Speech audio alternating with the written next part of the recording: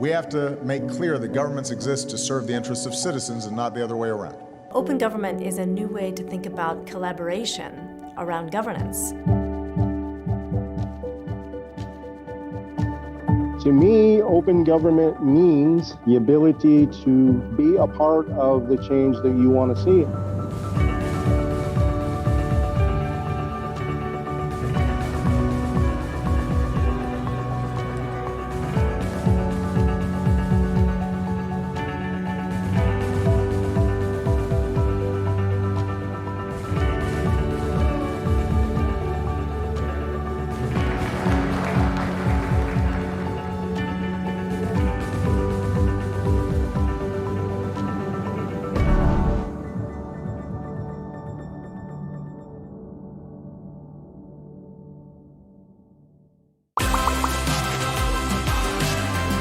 현장에서 일하거나 그런 사람들의 의견이랑 그 정책이랑 또 어긋나는 부분이 있을 수 있으니까 직접 선택한 결과니까 자신이 더 책임을 지지 않을까 싶습니다.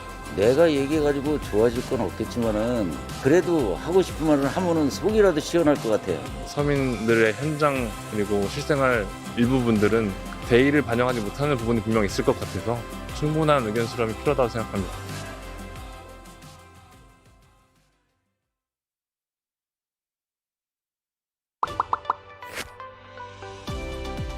바빠가지고 그거는 그런 방법은 아직 접근하는 방법 잘 모르겠습니다.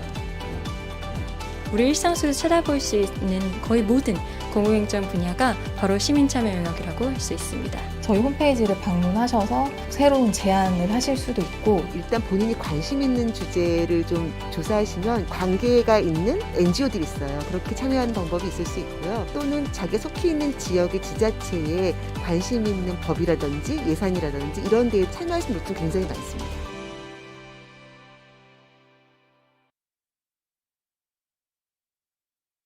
What will it take to solve the biggest challenges of our time? What will it take to include everyone's voice in how decisions are made?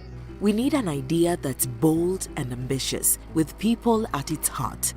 That idea is open government. An open government is transparent, inclusive, participatory, and accountable. So governments don't just serve themselves, they work with citizens both in and out of government to develop smarter policies and improved services that make things better for everyone. And we all get to see how decisions are made, ask questions, and hold power to account. People like you are using the Open Government Partnership to create and implement thousands of initiatives that are transforming societies around the world. Open budgets and contracts are ensuring that money isn't lost to corruption. Having a say in public services has let citizens shape the communities they live in. Equal access to the justice system and public information is open to everyone, especially the most vulnerable. The potential of technology is harnessed while safeguarding against digital threats.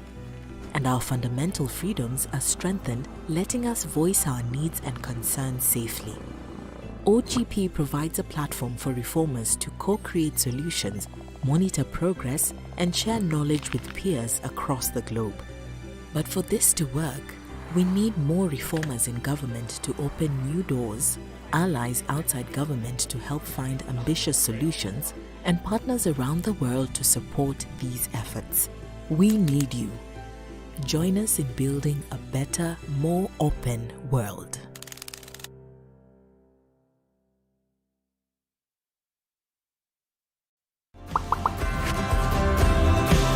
포용적 디지털이란 말 사실 처음 듣는 말인데, 공부를 할 수 있는 방법? 세상을 조금 더 편안하게 해주는 것? 남녀노소 10대부터 90대까지 편할 수 있는 시스템이 디지털 혁신이라고 하는 기술과 방법과 절차들이 활용되는 것이 디지털 혁신에 의한 민주주의라고 할 수 있고요. 여기에서 포용적이라는 것은 국민 누구도 한 명이라도 소외되지 않고 모두 다 민주주의에 참여할 수 있도록 만들어준다는 측면에서 포용적 디지털 혁신이라고 할 수 있겠습니다.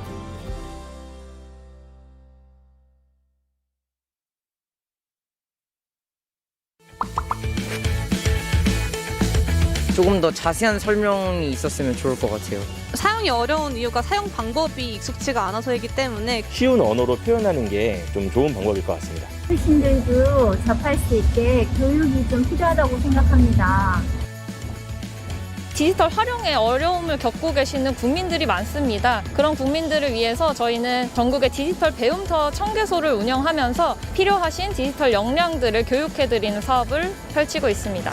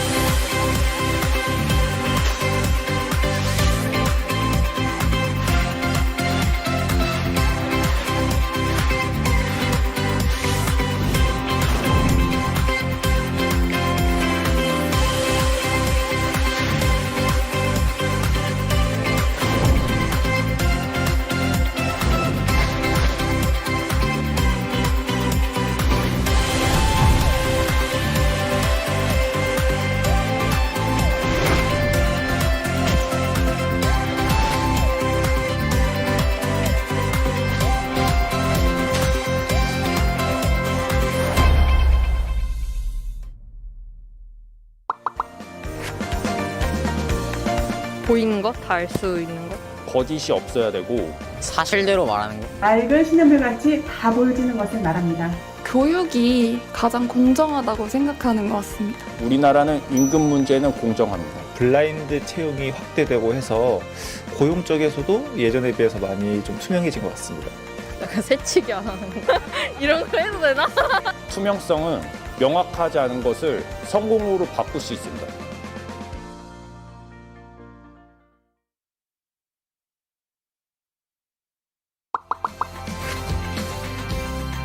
포장된 말을 하지 않고 원래 하고 싶은 말 하는 그런. 좀 일부러 숨기는 게 없어야 하지 않을까요? The ideal standard first is that a lot more information can be shared than people think they can be shared. I think the information that certainly should be shared is about government operations. 부패 방지 정책에 있어서 국민이 참여하고 협력할 수 있는 민간 협의회 등을 구축하고 운영하여 온 것이라 생각합니다. 시민들의 의식과 눈높이, 그리고 정부의 노력, 그리고 IT를 비롯한 기술의 발전이 크게 기여했다고 생각합니다.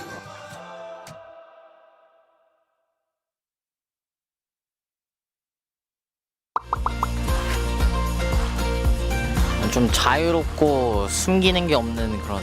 국민들과 잘 소통할 수 있는 정부가 열린 정부라고 생각합니다. 열린 정부는 협력이다라고 생각합니다.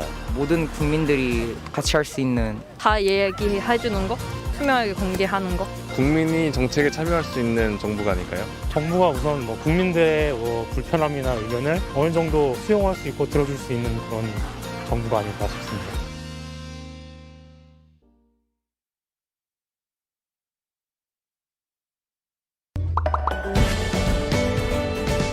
The goal of OGP is to renew democracy, so democracy delivers better results to citizens. The Open Government Partnership brings together governments and communities representing over 2 billion people from across the world to ensure that governments deliver for their citizens. It is to make governments more open, accountable, and responsive to its citizens. Globally, open government is changing, though at a low pace in terms of how governments make themselves accountable and transparent to their citizens. Around the world, reformers from both inside and outside government are pushing for changes that make governing more open. Then together that we'll be able to build the kind of way that government will. 결국 세상은 사람이 이끌어가는데 이 모두가 다 연결되어 있잖아요. 그래서 OGP에서 함께하는 그러한 시스템을 만든 그런 열린 정부는 굉장히 중요한 것 같습니다. 전 세계적으로 투명한 행정에 대한 시민들의 요구가 확산되고 있습니다. 이런 환경에서 OGP의 역할이 중요할 것이라고 생각합니다. 기후변화라든지 디지털 전환과 같은 전 세계가 공통적으로 직면한 문제를 해결하기 위해서 OGP가 반드시 필요하다고 생각합니다.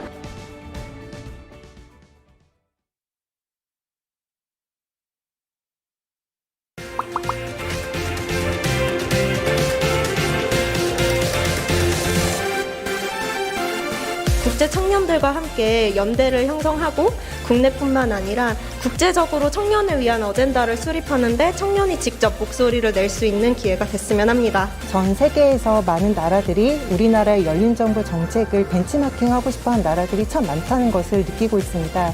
자부심과 그리고 뿌듯함을 느끼면서 일하고 있습니다. Korea has some great success stories in the anti-corruption, civic space and digital governance, and we want to hear them. So consider whose voices aren't being heard and get them involved because we want everyone around our table. First, convene a strong global coalition for democracy to fight back against the rise of authoritarianism. The second role, which Government of Korea has already played, is it has issued a call to action for all OGP members to advance ambitious reforms to renew democracy through openness and citizen participation. First is an invitation for all Korean citizens to join the Global Summit. It's from December 15 to 17. The website is ogpsummit.org. Please register and join.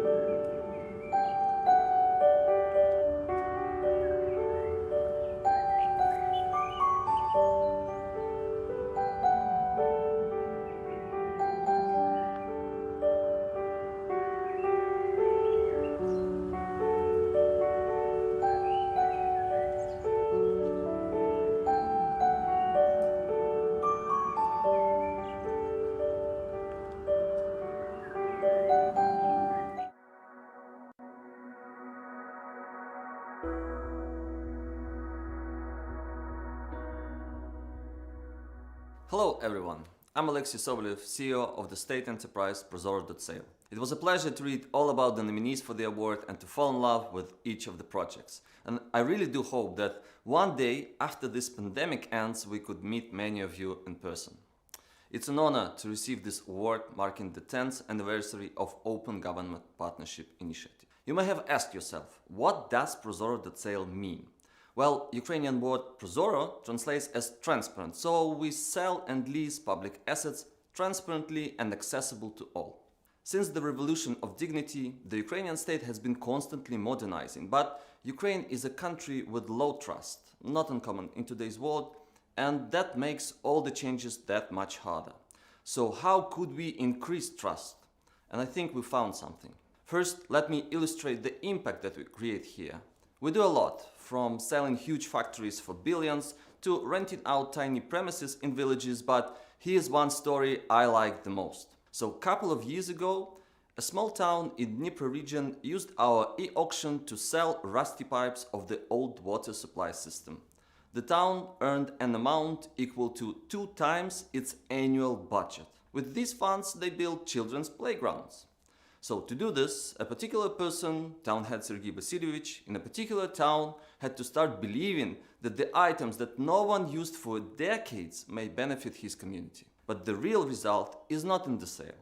For the magic to happen, you need to find buyers who would trust the government, and they would do that only when they know that the price and the process are fair, when nothing is hidden and everybody sees everything.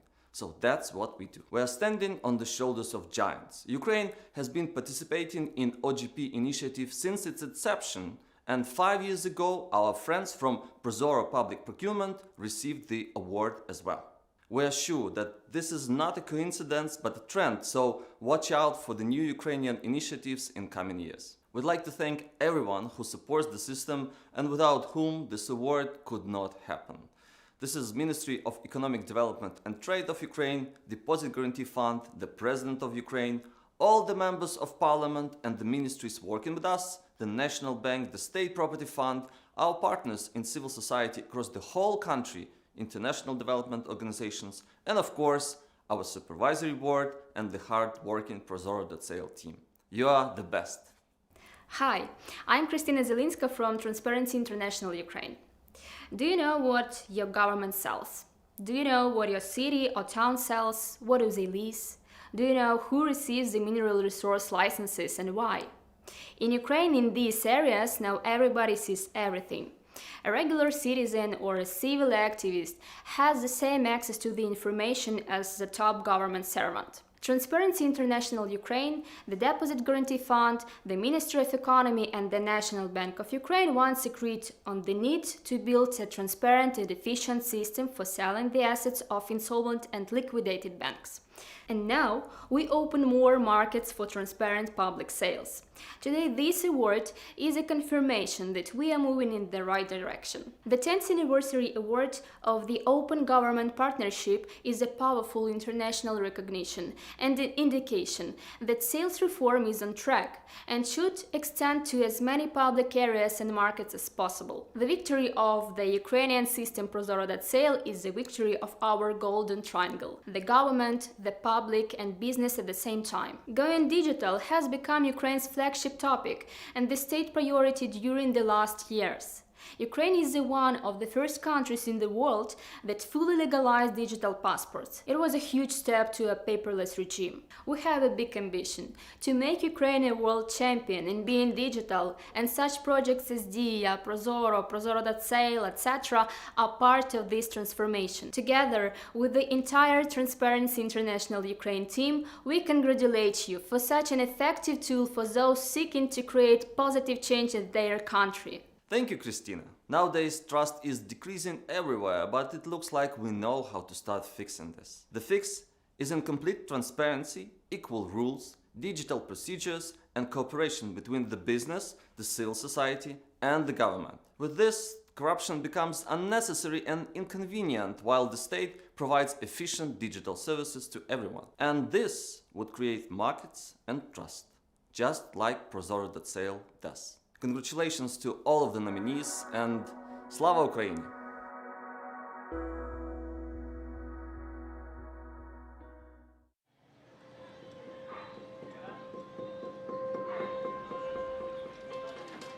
Lo primero que yo sentí cuando estaba iniciando la pandemia fue desesperanza.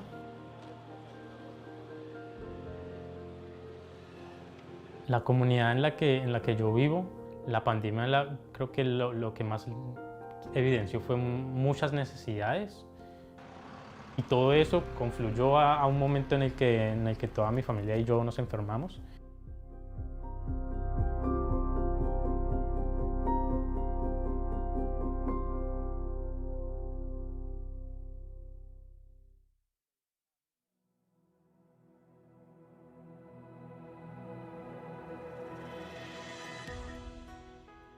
Encontré información sobre los montos, como los montos de cada proyecto de inversión, a qué estaban destinados, información sobre los contratistas. Del total de los recursos del proyecto solo se había ejecutado como la mitad. Lo primero que sentí fue como un poco de dolor, como de que ahí está la plata y de pronto no se está ejecutando de la manera más rápida. Pues pasaron varios meses en los que no recibí una respuesta como sobre qué se estaba haciendo con ese aporte ciudadano.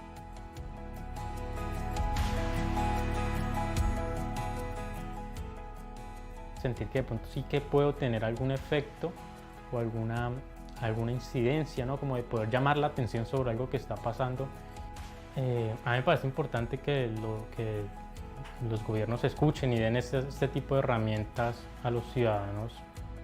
Voy a seguir insistiendo como en el seguimiento pues, a los proyectos también, porque siento que es un llamado como ciudadano.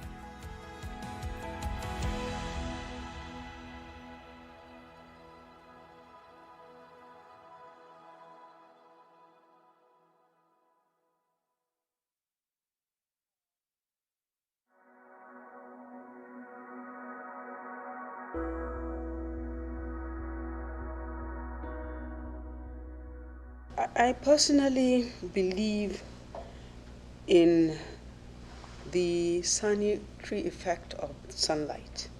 So when you're able to beam the searchlight, it becomes very difficult for corruption to continue to survive and weigh down our economy like has happened in the past. For Nigeria, it was an environment shrouded in strict secrecy, and the information on who owns what was an exclusive preserve of very, very few. This is information that no one was willing to discuss. There has been a lot of improvements since then. Naiti kept pushing and pushing. President Muhammad Buhari, while attending the anti-corruption summit in London, made a commitment, first of all, to the Open Governance Partnership, and Nigeria committed to sign and did sign by July of that year, and also made a commitment to establishing an open register of a beneficial ownership of companies operating in Nigeria. The first step we took was to ensure that there was a deadline within which Nigeria would queue into the beneficial ownership disclosure. So we published a roadmap, and that roadmap was mainstreamed into our national and country work plans, and then widely shared in terms of ownership to the companies, to the government, to the civil society. And we began to work towards meeting that deadline. And by December 2019, we became the first country to establish a beneficial ownership portal. What has happened since then, and for the better, is the reenactment of the Companies and Allied Matters Act 2020 CAMA. CAMA has made a provision that authorizes CAC now by law to establish and to collect beneficial ownership information from all companies operating in Nigeria and establish an open register so that citizens or anybody can visit the database and interrogate the data. We were able to pass the Petroleum Industry Act, the PIA, which in Section 7 of the PIA has made a very clear provision for the establishment of a beneficial ownership register for the extractive industry. So For Nigeria now, it's not just that we have to report beneficial ownership because we've made a commitment to the EIT and the OGP, but we now have to establish it because there's a law. We began now to enlighten the media, the civil society, and multi-stakeholders on addressing the fears and concerns they had about beneficial ownership disclosure, trying to create the kind of information that enables them to have a sense that this is a win-win for everyone. It will help us to track, reduce, and arrest corrupt practices that are undertaken either by companies or beneficial owners of companies. It helps us to have information that the citizen can see who are actually the real owners behind the companies that run businesses in Nigeria. Once people realize that information about them will be in the public domain, it acts as a major deterrent. The mining sector came up to say, oh, between January and May this year, our revenues grew by 151%. So that began to build confidence that beneficial ownership, after all, is a win-win for all. And NIT began to strengthen this position. When BO is fully mainstreamed into our culture of governance, there will be public trust, there will be citizens' confidence, there will be revenue growth. And revenue growth will translate into access to funding to provide roads, water, electricity.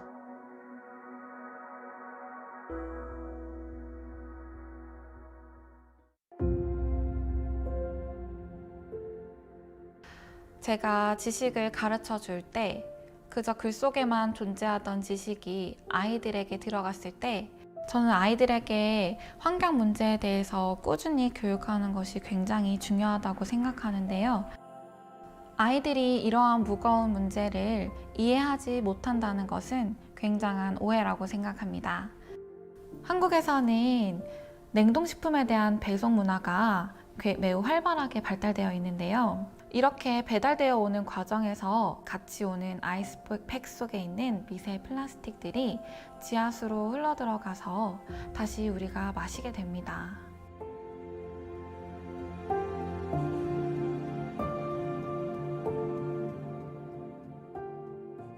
저희가 제안한 정책이 실제로 만들어지게 하기 위해서 저희는 광화문 1번가에 정책을 제안했습니다.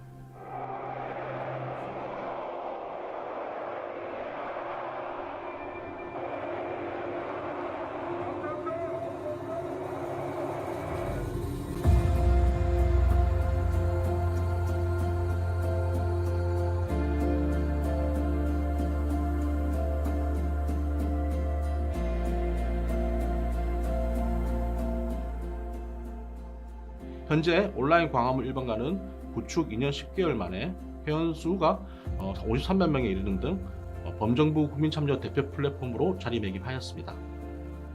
광화문 1번가가 온오프라인을 통해 다양한 계층과 연령, 특히 지금까지 아주 우수 사례라고 이렇게 평가받는 사례 중에 하나가 제주도에 있는 초등학교 3학년 학생들이 한 제안인데요. 아이스팩 재활용과 관련된 제안입니다.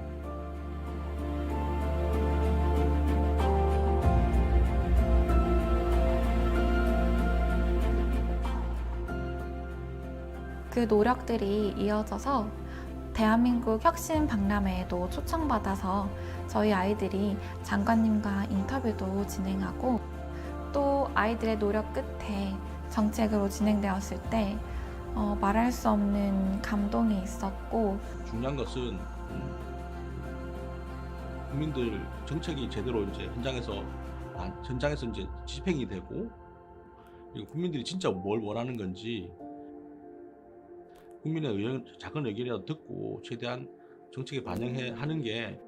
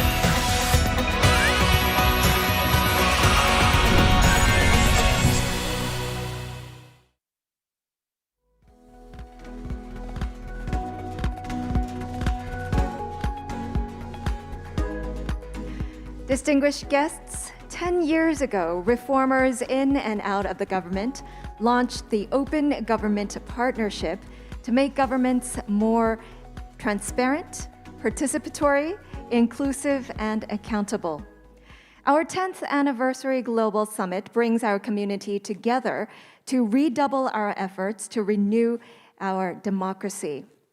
For more details regarding the Global Summit program, please visit www.ogpsummit.org. Distinguished guests, my name is Cho Chu-Yun, and welcome to the Inclusive Digital Innovation Plenary, Democracy's Greatest Threat and Opportunity, the Promise of Our Digital Future. Live interpretation is provided in English, French, Korean, and Spanish. Please select your preferred language at the top of the right on the stream. Thank you for joining us today for this important conversation. Digital platforms have come to offer unprecedented opportunities to better engage ordinary people in public life and strengthen access to public information and services. But the power and influence of these platforms has also grown, and safeguarding against the misuse of technology and threats to democracy has now become more pressing than ever. We will have a few different segments today, starting with the welcoming remarks from the government of the Republic of Korea as the hosts of the summit, 2 amazing lightning talks presentations, followed by 2 fascinating discussions on digital public goods and promoting digital safeguards through open government. We encourage you to please join us today and get involved in the conversation by posting questions in the comment box. You can also post on your social media and using the hashtag OGP Summit. To open the plenary, we will now hear the welcoming remarks from the Minister of Science and ICT of the Republic of Korea, Im Ye-suk. Greetings to you all. I am Im Ye-suk, Minister of Science and ICT of the Republic of Korea. First of all, I would like to welcome all the participants attending the Inclusive Digital Innovation Plenary of the Open Government Partnership Global Summit 2021. The plenary offers an excellent opportunity for OGT members to share their policies for inclusive digital innovation and discuss future policy directions with civil societies. I am delighted to be part of such a meaningful event, even though we're meeting virtually. I would also like to extend my heartfelt gratitude to the distinguished keynote speakers and esteemed panel members for their participation. Dear participants, the world is ushering in an era of digital transformation. Digital technologies are creating new business opportunities in various fields and continually increasing the scope and opportunities for a host of economic activities. This all combines to help provide better services to the public and improve the quality of our people. Meanwhile, the global spread of the COVID-19 pandemic has promoted more use of digital tools, accelerating the transformation to non-face-to-face lifestyles. However, these compressed changes are giving rise to new challenges of inequality and discrimination in harnessing and accessing digital technologies. There are mounting concerns that the negative impact of this rapid digital transformation could go beyond simple discomfort or inconvenience. It could intensify economic and social inequality as well as social and economic discrimination, imposing more hardship to digitally marginalized groups such as older generations and those with impairments. The deepening digital divide is not a phenomenon limited to a specific country. Rather, this is a global issue that goes beyond borders. The gap is even greater in low-income countries and impacts people more widely and broadly in such places. To close the digital gap between classes, income levels, and generations, the civil societies of the world, along with the governments, should explore ways to solve these issues and strengthen their ties with each other. Dear participants from home and abroad, the Korean government prepared pan-government strategies for digital inclusion in June 2020, aiming to ensure that everyone enjoys the benefits of digital tools without leaving any of the digitally vulnerable groups behind. Let me briefly introduce these inclusive digital strategies. The Korean government is adding more ICT infrastructure across Korea. It is expanding ultra-high-speed internet network to suburban areas and other remote places. It is also building 5G infrastructure and public Wi-Fi so that any citizen can easily connect to digital public goods regardless of their location or income. At the same time, to prevent people from being discriminated in terms of digital technology usage, we're setting up digital safeguards.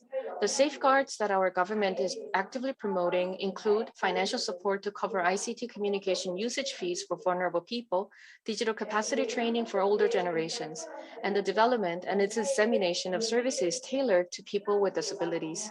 Through today's plenary, we'll brief you on Korea's inclusive digital strategy ideas and their implementation. We will also actively support and engage in international cooperation for bridging the digital gap. Dear participants, I hope that the OGP Global Summit 2021 plenary will serve as an opportunity to discuss the roles and tasks of governments and civil societies for inclusive digital innovation in the era of digital transformation, and to reinforce successful mutual cooperation between the two. As the chair country, the Korean government promises to lead in these efforts to establish OGP policies and work together with you for the expansion and development of OGP's roles in diverse fields. In closing, I wish all of you the best of health and happiness. Thank you. Thank you for your kind words, Minister Im Hye-suk. And next, we'll have two exceptional lightning talks presentations to set the tone for our panels today. First, we'll hear from serial open government transformer Pia Andrews on creating trustworthy and participatory government in the age of long emergencies. Right after that, we will hear from Civic hacker Son Sung-min, Civic hacking as a form of digital activism in support of protecting public interests and rights. After the two lightning talks presentations, we will watch a video highlighting the winner of the OGP Impact Award from the Americas region, Hotline 311, which has enabled citizens in Panama to submit more than 1 million complaints via phone calls and mobile apps with over 90% resolution rates. So with that, Pia, you have the floor. Thank you so much for having me, and I'm really delighted to be able to speak to you briefly today about creating trustworthy public sectors in the digital age. I'm going to first just speak briefly about the challenge that people are facing. As you all know, public trust and confidence is critical for governments to be effective. It's when our sector becomes considered untrustworthy that we're all at risk of the very serious implications of people simply not trusting, engaging with, or respecting as legitimate the information, services, policies, laws, or indeed the electoral outcomes that we administer. This has been most evident recently, obviously, with COVID, but also with the dramatic increase in misinformation, which is every day at the moment. People are struggling to identify what is true, what is fake, what is genuine, what is real. People from a very young age, we are all from a very young age now being gamed online, finding it harder and harder to determine what is has been tampered with or not. And finally, losing access to social justice and to accessibility because more and more computers just say no. Our systems are less explainable than ever, harder to decipher than ever, and just being able to get back to what was the legal authority of a decision is sometimes very hard with our business systems. So the key principle here that I would like to present to you all is a simple thing, just a shift from asking from trust to being trustworthy. There's a couple of key questions that are helpful to try to ask ourselves. How do we audit processes and decisions in real time? Because if you're not auditing in real time, you're not responding in real time. How would a citizen actually appeal a decision or appeal an action? How are your checks, balances, and oversights actually working and actually independent? How would you know whether someone is having or something is having a negative impact on the people, let alone a positive impact? And what does the public need from you to be considered trustworthy? This last question is clearly very specific to different cultures, to different nations, but it means actually co-creating that idea of what is needed from us to be trustworthy with the people that we serve. I am going to talk through briefly what I see to be the key pillars for trustworthy government specific to the 21st century, but the starting premise is actually a very old idea. The starting premise is in administrative law. Administrative law is no less relevant in a digital context, and yet so many of our systems are not actually really effective in administrative law, which I'll get into. So the first principle, high veracity. Every decision and action that we take in government should be traceable, should be appealable, should be able to be audited and accountable. The second principle is one of human centricity. We often hear about trying to make human-centric services and the use of service design to try to improve that. But human centricity is not just about designing services that are easy to use. It's about ensuring we use human measures to get humane outcomes. It's about engaging our public in designing, co-creating the human and humane futures that we're trying to shift towards. And it's about making sure that there is human participation, not just in our elections, but in our design and implementation and governance of policies and services and actions of government. Thirdly, to just design for machines as users. Every one of these faces is a automatically generated face. They look very real. If we don't build our systems, regulations, presuming that machines are going to be using them, then we run the risk of not having the right security settings, the right monitoring systems, and basically losing a race before we even start, because there is a very clear arms race between humans and machines. And if we don't have machines as part of what we're doing, then we're going to have an issue. Finally, and this is critical, a safe and ethically motivated workforce, one that is safe and has the time and capacity and empowerment to do the right thing every day. Otherwise, we put them under too much pressure to just do the most urgent thing or the most high priority thing.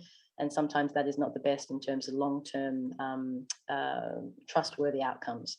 An augmented workforce gets the best of humans and machines. And I think too often people are trying to automate workforces, but we need humans and machines as part of a effective and augmented public sector workforce, which then leads us to AI, of course. And I believe that the key requirements for trustworthy AI in government in particular are traceworthy, appealable, testable, to do no harm, and accountable.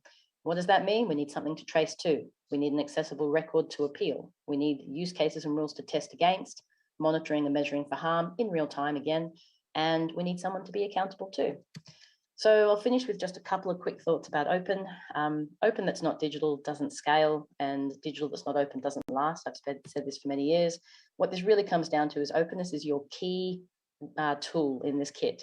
It's the best way to enable public trust. It's the best way to grow public confidence in us, in what we do, and also to actually make sure that we do the right thing at any point in time. So just a quick reminder, we invented this. We can reinvent this, and if we don't, who will? Everything that we have in place today was built by a person at some point, which means that people can recreate those systems. So in conclusion, I'd just like to encourage you all to consider trustworthy systems to be the establishment of the systems, infrastructure, processes, and culture that is worthy of people's trust and their participation. Thank you so much.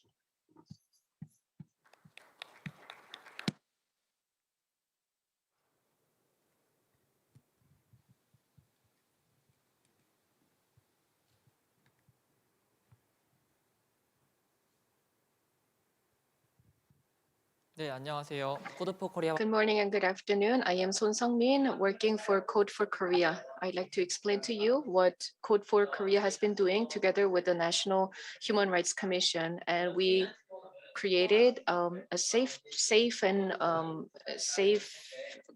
identity or code for individuals to protect their privacy, so their personal information is not disclosed while we track for COVID-19. Therefore, we can protect privacy and personal information of individuals. As we're going through the COVID-19, there's tracing activities, and the entry information has been introduced. And when you visit restaurants or other places, you need to enter your personal information. However, this has led to a lot of concerns because a lot of people's personal information has been utilized for commercial purposes. For instance, you may receive some emails or phone calls because your personal information was disclosed. So that was my concern as well. And recently, I felt like I was receiving a lot of spam emails and some messages that were unsolicited. And the National Commission on Human Rights opened up for a competition to come up with ideas to protect personal information. So many civic hackers, including myself, got together and we came up with 9 proposals and 9 ideas, and these were delivered to the National Commission on Human Rights. And of these 9 ideas, they decided to implement one of them, which is about using a temporary identification code for individuals. And we were also in charge of developing this program. Initially, the National Commission on Human Rights offered a contract price for our project, but we thought that we could do this free of charge because we thought that this was good for our society. So we utilized the messaging platform and the video conferencing platform. And at the Seoul Metropolitan Government, we had 2 rounds of meetings with the members of the National Commission on Human Rights so that we could provide them with more information about this project. And we discussed the specific timeline and the specifics of the project. And also we discussed ways to improve the initial proposal. Initially, our target was smartphone users. We thought that 010 would be only applicable for smartphone users. So that was what we thought in mind. But as we did some more research, we realized that there were other numbers such as 016 and 017. These are also used for smartphones as well. So we contacted telephone companies, and we got information about those who are using the other code numbers. So we decided to improve our system so that people with other phone numbers could use this. And because we have this constant communication with the National Commission on Human Rights, we were able to effectively implement this. And this is a very successful case of how the government agency and the civil society worked together. And because of this collaboration, we were able to develop this program in a successful manner. And I'm a student, but it's not just students, but also professional programmers and other members of society. We got together and we brainstormed and we came up with different ideas. And these were submitted and proposed to the government. So we were able to address some of the social issues through voluntary collaboration. Thank you very much.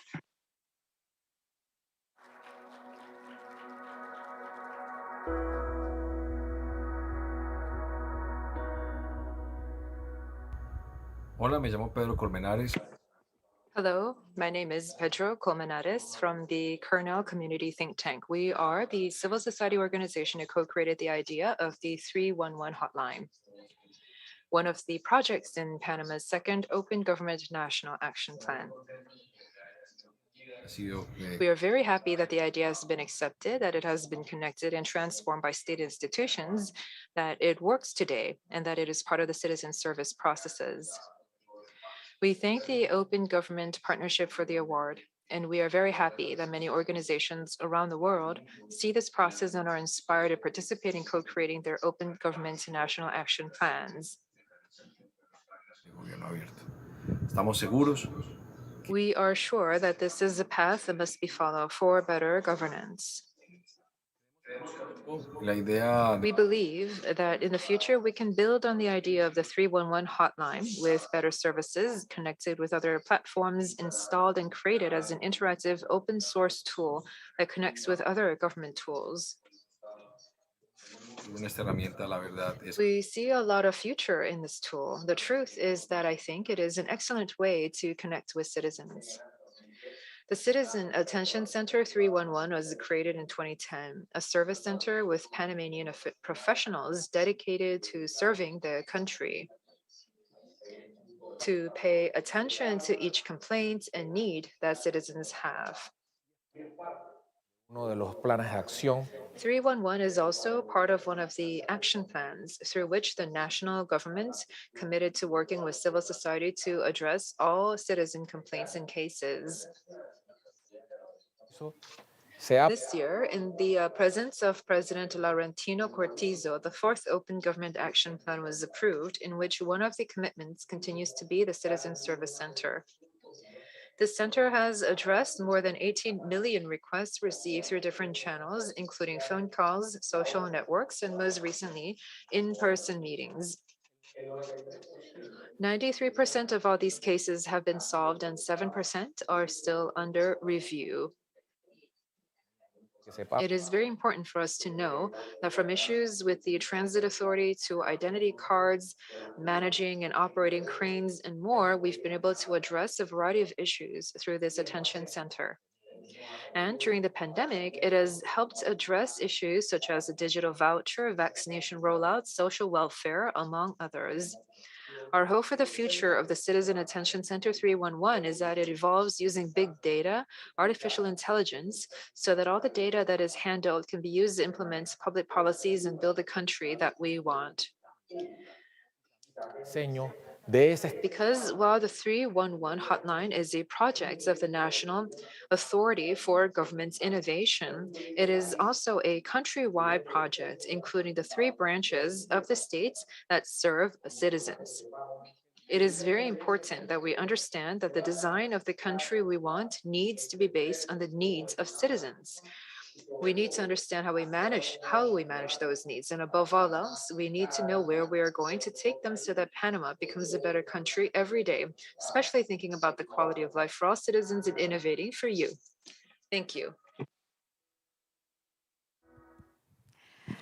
Well, thank you, Pia, Sungmin, and of course, again, to the Hotline 311 team, congratulations from Panama for such extraordinary achievements.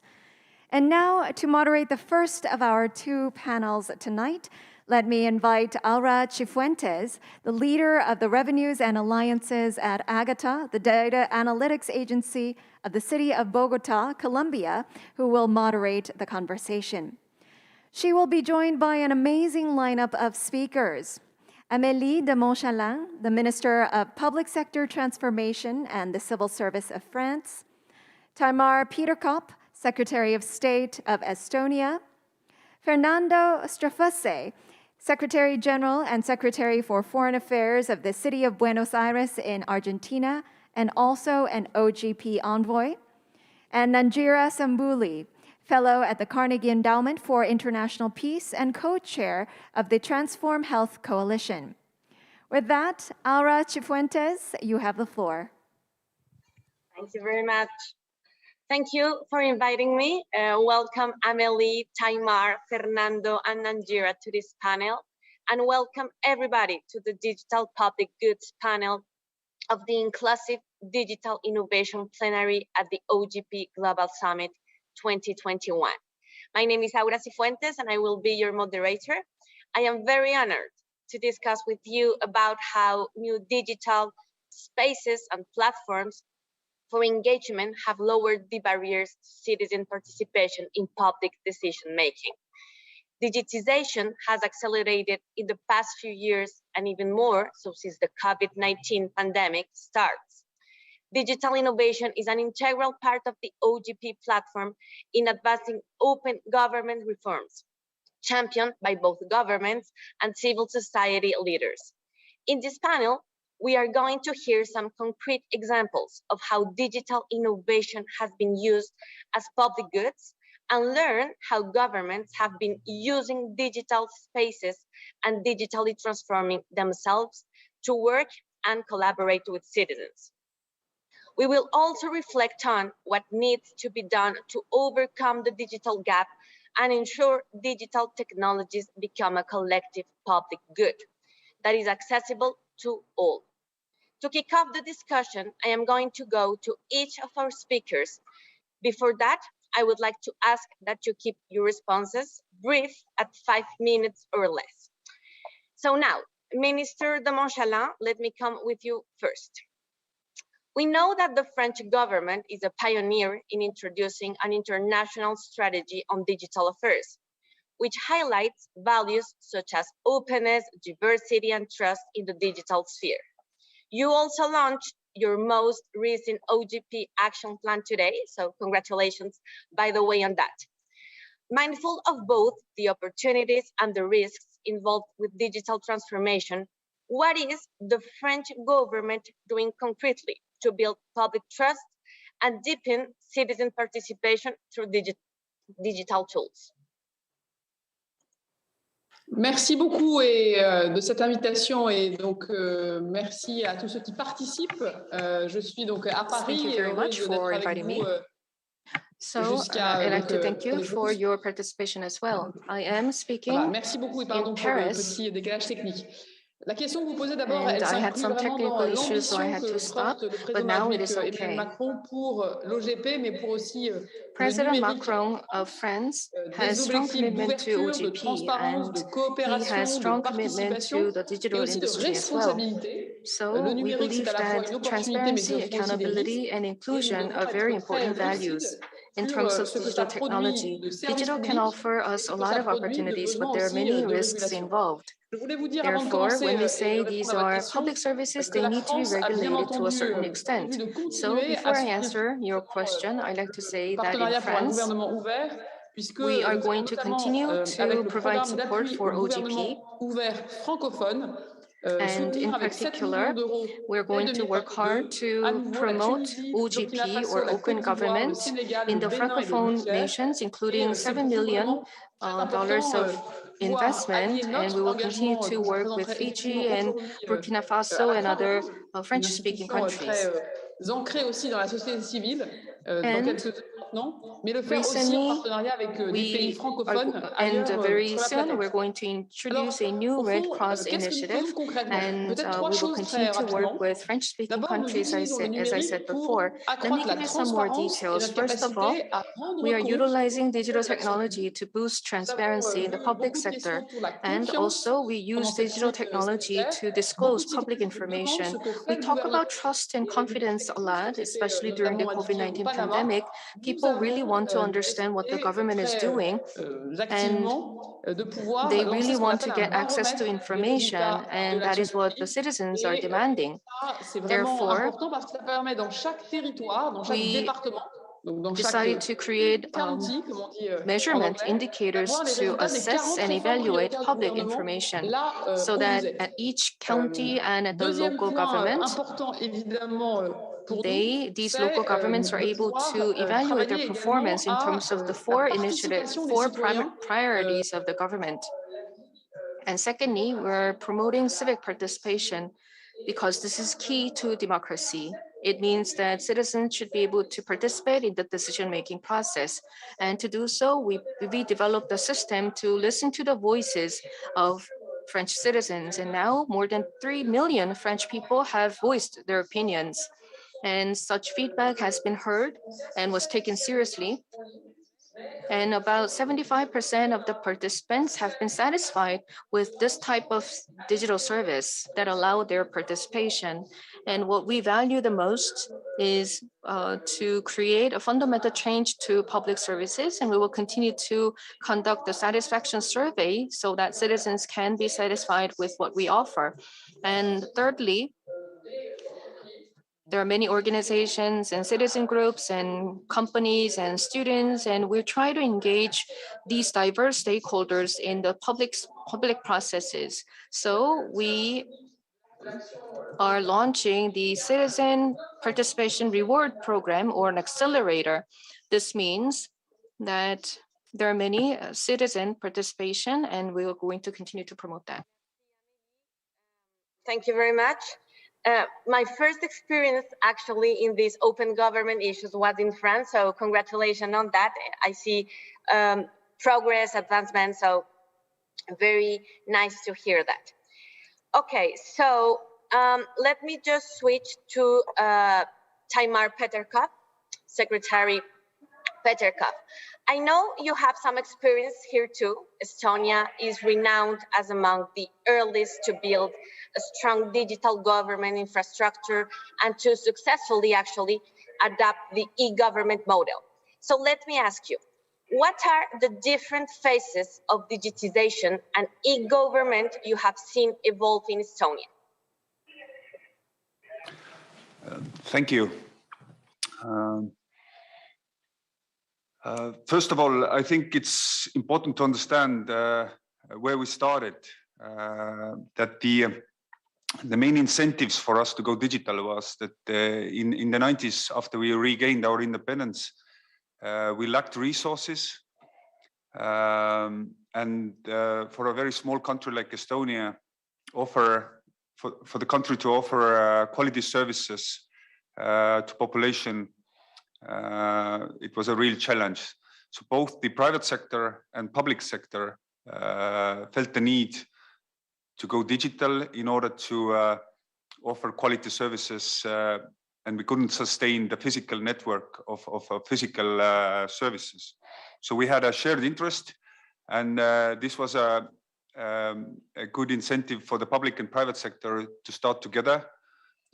So the infrastructure, so the next steps, what we did to build the infrastructure to advance digital literacy, we did together with the private sector. So public-private cooperation was very important because that built trust into the system, that this is not the government only, the big brother, etc., etc. The private sector came along. So the next step was to build the infrastructure. The main pillars of our digital society is the electronic identity and X-Road, which is basically a backbone of our digital society where all the information is exchanged. Electronic identity, again, it's the government. What the government did was it regulated it, it made it mandatory for everybody to have it, but the infrastructure behind that was owned by the private sector. So the main use of the Estonian ID card, which is a technology that is 20 years old, today is in the banks, not in the public sector, but all the government services are also built on that. Very important part, as I already mentioned, was digital literacy. We invested 25 years ago heavily on computerizing the country to educate the young ones, but also the older generation to be able to use the digital services. We had special programs for the older generation as well. And the public sector and private sector kept nudging the population to use the digital by closing down step-by-step physical services. So important steps were when the infrastructure was laid in the early 2000s was the electronic identity and X-Road was in the public sector. We opened the gateway to all the government services, eesti.ee. The government decided in the mid-2000s, 15 years ago, to go paperless, and I don't mean only the government sessions, but the entire bureaucracy went paperless. And I think one of the most important steps that we took is that the first digital or electronic voting in our elections, it's the first time it took place was in 2005. It was local elections, and 1.9% of the population used the digital version of the voting.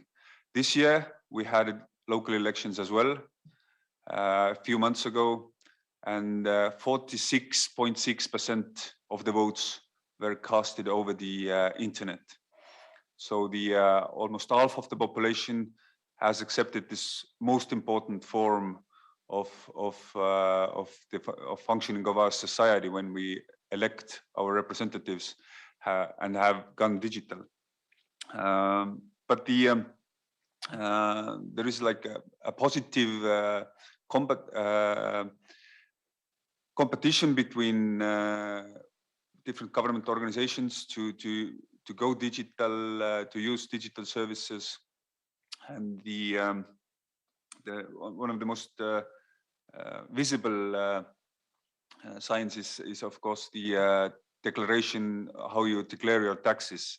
It's 99% of the population uses this, and it takes usually a few minutes to declare your taxes because everything is pre-filled, all the forms are pre-filled, the tax authority has information exchange with the banks, etc. So if there isn't any very complicated dealings you have in your financial life, then everything is pre-filled. You just check whether the information is correct. It takes a few minutes and your taxes are declared. And of course, we are always looking forward. It's getting more difficult and difficult considering how fast the technology is developing. But we are right now, the government office is working on a co-creation environment where the entire process, how the public sector make decisions starting from an idea, and when it's adopted in the parliament and publicly in the state gazette, the entire process is in one information system, digitalized. Everybody can see in which stage which idea is, who has been involved, etc. It's great. It creates a lot of transparency, etc. So that's the challenge that we are, or the project that we are leading right now. Thank you. So thank you. Thank you, Secretary Buttercup. Thank you very much. Very interesting insight. Actually, in Colombia, we have X-Road, so it has been a very useful input for our all digital citizen services strategy. Well, okay. Well, next, I would like to bring up Fernando, who is joining us from Buenos Aires in order to have a more local vision about promoting public digital innovation. So, Fernando, the city of Buenos Aires has accomplished some notable results in promoting open data to full digital transformation. In responding to the COVID-19 crisis, you developed a rapid response strategy that leveraged open data and digital tools. What important lessons can you share with us from that experience? And what can other governments, especially at the local level, to do also to generate this impact with their digital governance strategy? Thank you, Aura, and good morning, everybody. Good morning, colleagues all around the world. And I say good morning because it's 8 a.m. here in Buenos Aires, and that's why I'm presenting from my house. It's an honor to be part of this panel. Buenos Aires has, as you were mentioning, a long history of open government and a sustained commitment to this agenda. Actually, the law of access to information has been enforced for more than 20 years, and almost a decade ago, we opened our open data portal, Buenos Aires Data.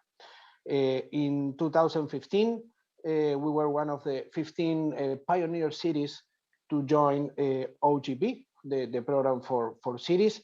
And we are actually implementing right now our third action plan, and we are very proud of that. But the past 2 years, we faced an enormous challenge and tested how internalized the principle of innovation, openness, and accountability were.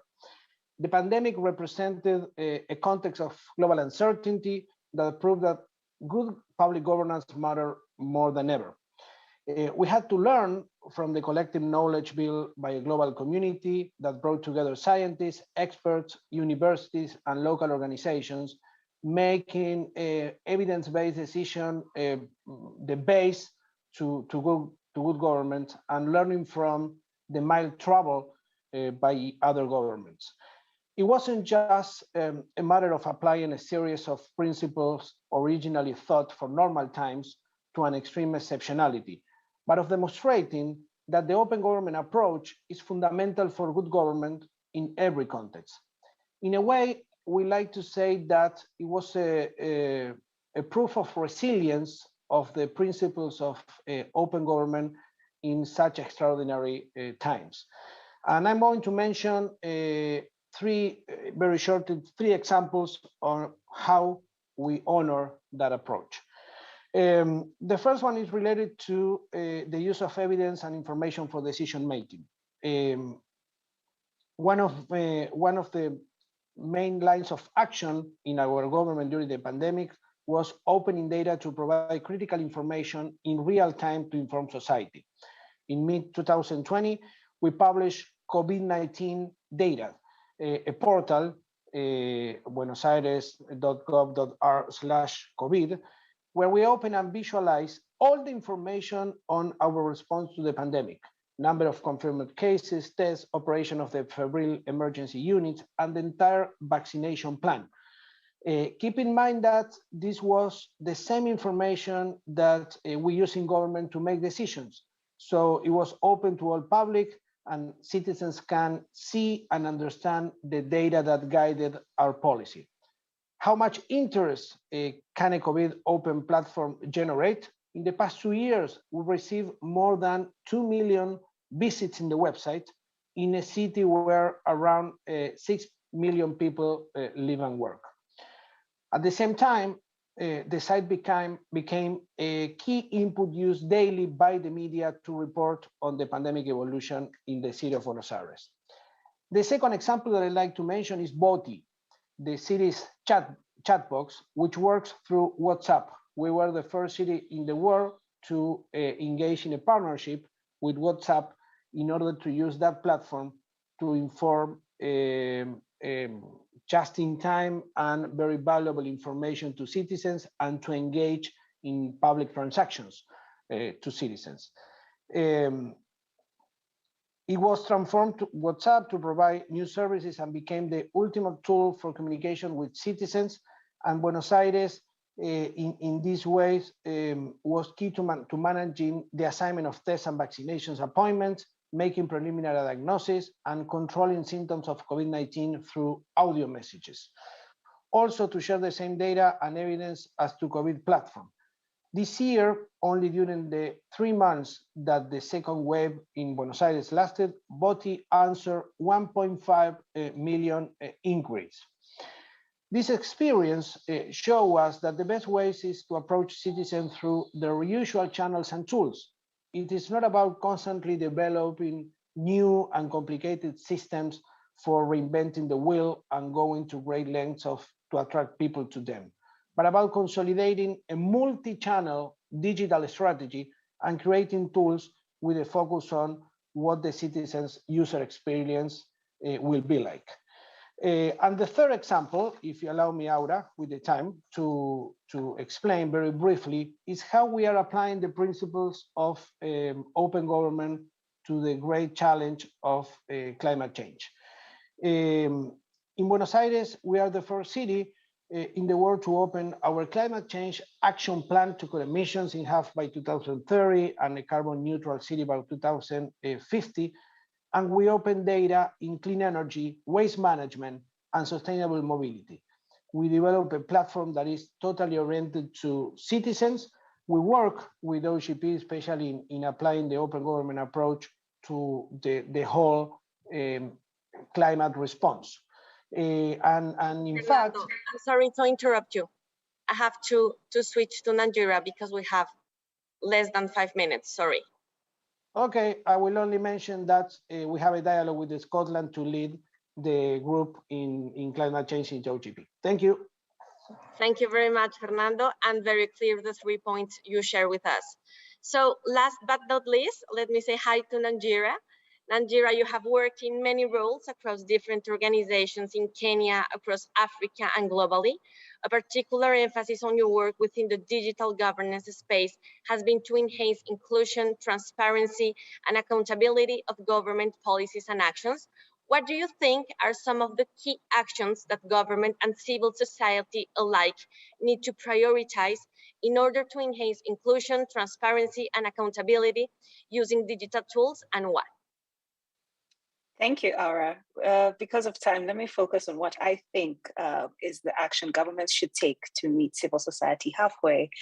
And that is just to listen to the perspectives coming from civil society who are engaged in the communities that are being served on the challenges and opportunities around making digital technologies inclusive, transparent, and in service to the communities. Now, the work of civil society is vast: organizing, research, documentation, early warning, and impact monitoring. And we could benefit a lot more in activities like open government by listening to civil society and bringing them into the conversations more meaningfully. Here, I think, for example, we need to see governments embracing the concept of multi-stakeholderism in a more meaningful way. And by that, I mean engaging more in existing fora like these by including more civil society perspectives, and even in policy-making processes, not just when there's a crisis or after the fact, but every step of the way. And rather than reinventing new wheels, as Fernando was speaking to, we have a lot we can work with. And for governments, the question is, are you ready to make room for civil society to bring these perspectives and to better strengthen what you're already planning, rather than having them consulted at the tail end? Lastly, I think that if we renew political and financial support for civil society, they will match up to the responsibilities that the sector is already taking on and the increasing demands for them to keep abreast on all the challenges and opportunities and risks of introducing digitalization across our communities. With these ways, we can actually implement a lot more of what we see as recommendations out there. And I think with the right political will in fora like these, we can advance the needle and ensure that digitalization is inclusive, transparent, and accountable. Thank you, Aura. Thank you very much, Nanjira. So let's move on to the question and answer section, if you are okay with that. This is a general question for all four panelists, and is the following one. So we've heard several concrete examples of how national and local governments are using digital technologies to advance open government and collaborate with citizens and civil society. What are we missing? What should the open government community prioritize looking ahead? It is something that you didn't mention that you want to add regarding your intervention. So some advices that maybe you want to share with the audience. Maybe we can begin with you, Amélie. Yeah, perfect. Moi, j'ai peut-être deux choses à ajouter. Thank you very much. I'd like to add 2 more points. First of all, it is about open data, and you need to have a vision for open data. I believe this is the starting point, and based on your vision for open data, you can organize and design your actions. At the EU, France is one of the first countries to promote open data in Europe. And thanks to open data, we were able to engage the civil society more effectively, and we were able to promote transparency. So open data was a big driving force. And the second point that I want to make is that in France right now, we are implementing the incubator. I mentioned about the accelerator, which is about accelerating civil society participation. This accelerator program has been quite effective. So we're not competing for attention, and we're not trying to absorb civil society in the public sector, but rather this accelerator program is about facilitating idea proposals from civil society. So what we have in mind is to create a group of 15 citizen representatives recommended by civil society, and they will form a panel of judges and evaluators. And together with this panel of citizen representatives, we can come up with innovative ideas. For instance, in Silicon Valley, a lot of innovative ideas come from garages. It may not be exactly the same, but in France, what we are trying to do is that we want to share public goods with members of society so that public goods can be distributed in a fair manner. And we want to work with civil society for environment issues and gender equality and other social issues. So there are many pending social issues, and regarding these issues, the government should not think of this as a competition against civil society or absorbing civil society, but rather co-creation. This is something that we need to promote. So we continue to get feedback from civil society, and we're learning a lot from them. Excellent, thank you very much. Secretary Petrika, go ahead. The foundation of this co-creation or cooperation, doing things together is trust, and keeping and building the trust is a challenge that is constantly changing. The technology evolves, the environment around us evolves, the pandemic that we are facing has put a lot of strain on us. So I think we have to pay attention and look ahead, is what we can do and learn from each other, what we can do to build the trust, to the trust that is already there, so it would be there still, and to increase the trust. So I think that's an important challenge that we should be focused on. Thank you very much. Fernando? Just one idea, which is that the government mentality has really to turn to the very philosophical idea that knowledge is better distributed in society than rather inside the government. So you open your government not only as a way to be accountable to society, but also and especially as a very intelligent strategy to go to society to find better results for your government and therefore for your legitimacy as a system.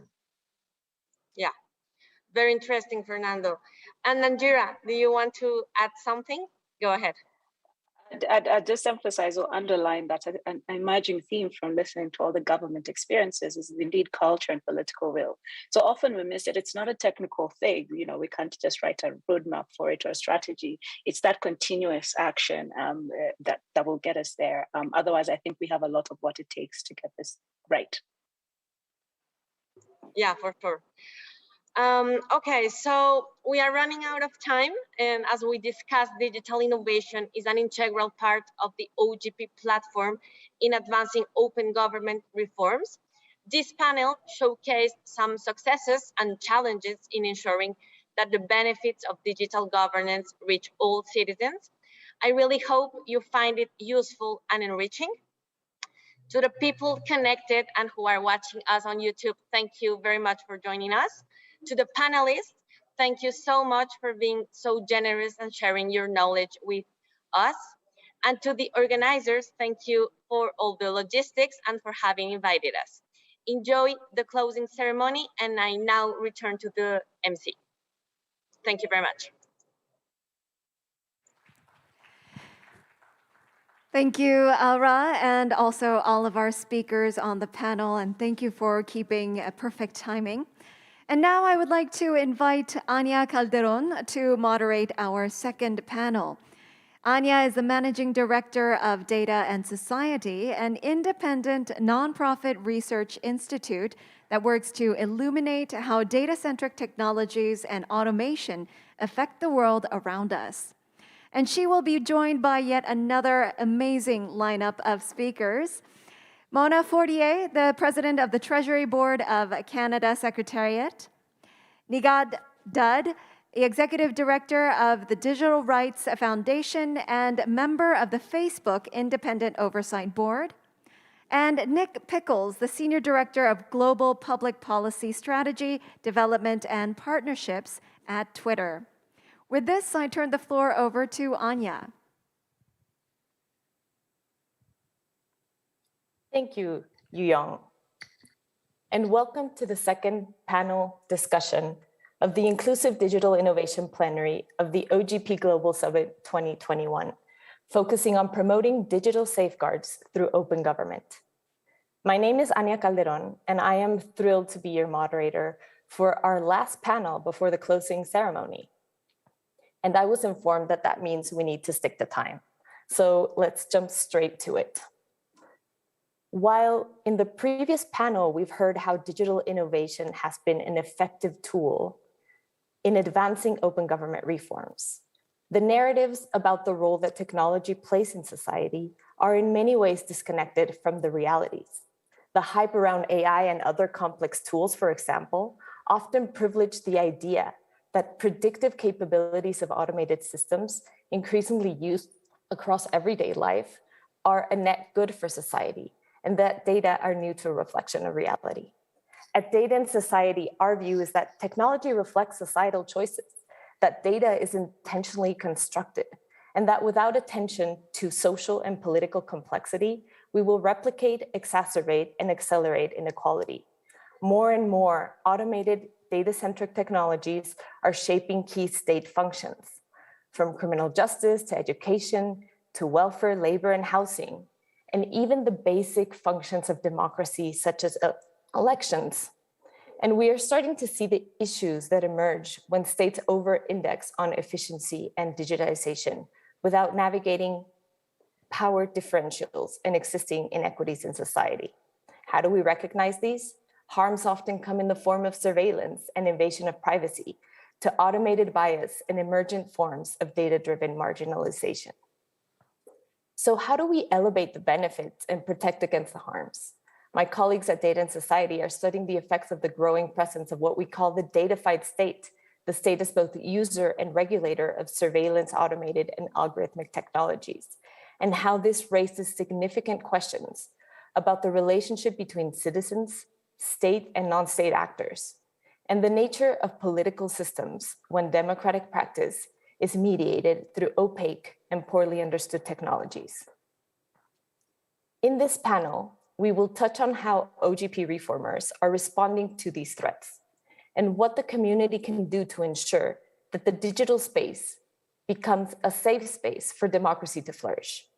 I will be asking each of our speakers a round of questions and then invite them into dialogue before taking questions from our audience. In order to get to the dynamic part of the conversation, I'd like to ask our speakers to please keep to brief 3-minute responses. First, I'd like to say hello to Minister Fortier. Good morning, Minister. Canada has been recognized as a global leader on digital government. Just a few months ago, the Canadian government released a digital strategy that emphasizes 3 key values: secure, reliable, and easy to access. Can you tell us more about what the Canadian government is doing across the different sectors of public services to ensure that digital government is secure, reliable, and easy to access? And what are some policy safeguards that you're putting into place to account for the harmful impacts of these technologies? Well, thank you, Anya, for your question. And it's wonderful to be here with you virtually today at the 7th OGP Global Summit from my living room, as Omicron has come to Canada and we are working from home again. And I also want to start by thanking the Republic of Korea and Maria Baron for hosting this summit and for their leadership as chair of the OGP over the past year. And also thank them for their bold call to action, encouraging all of us in the OGP community to commit to further advancing our work in the areas of anti-corruption, civic space, and participation, and also inclusive digital innovation.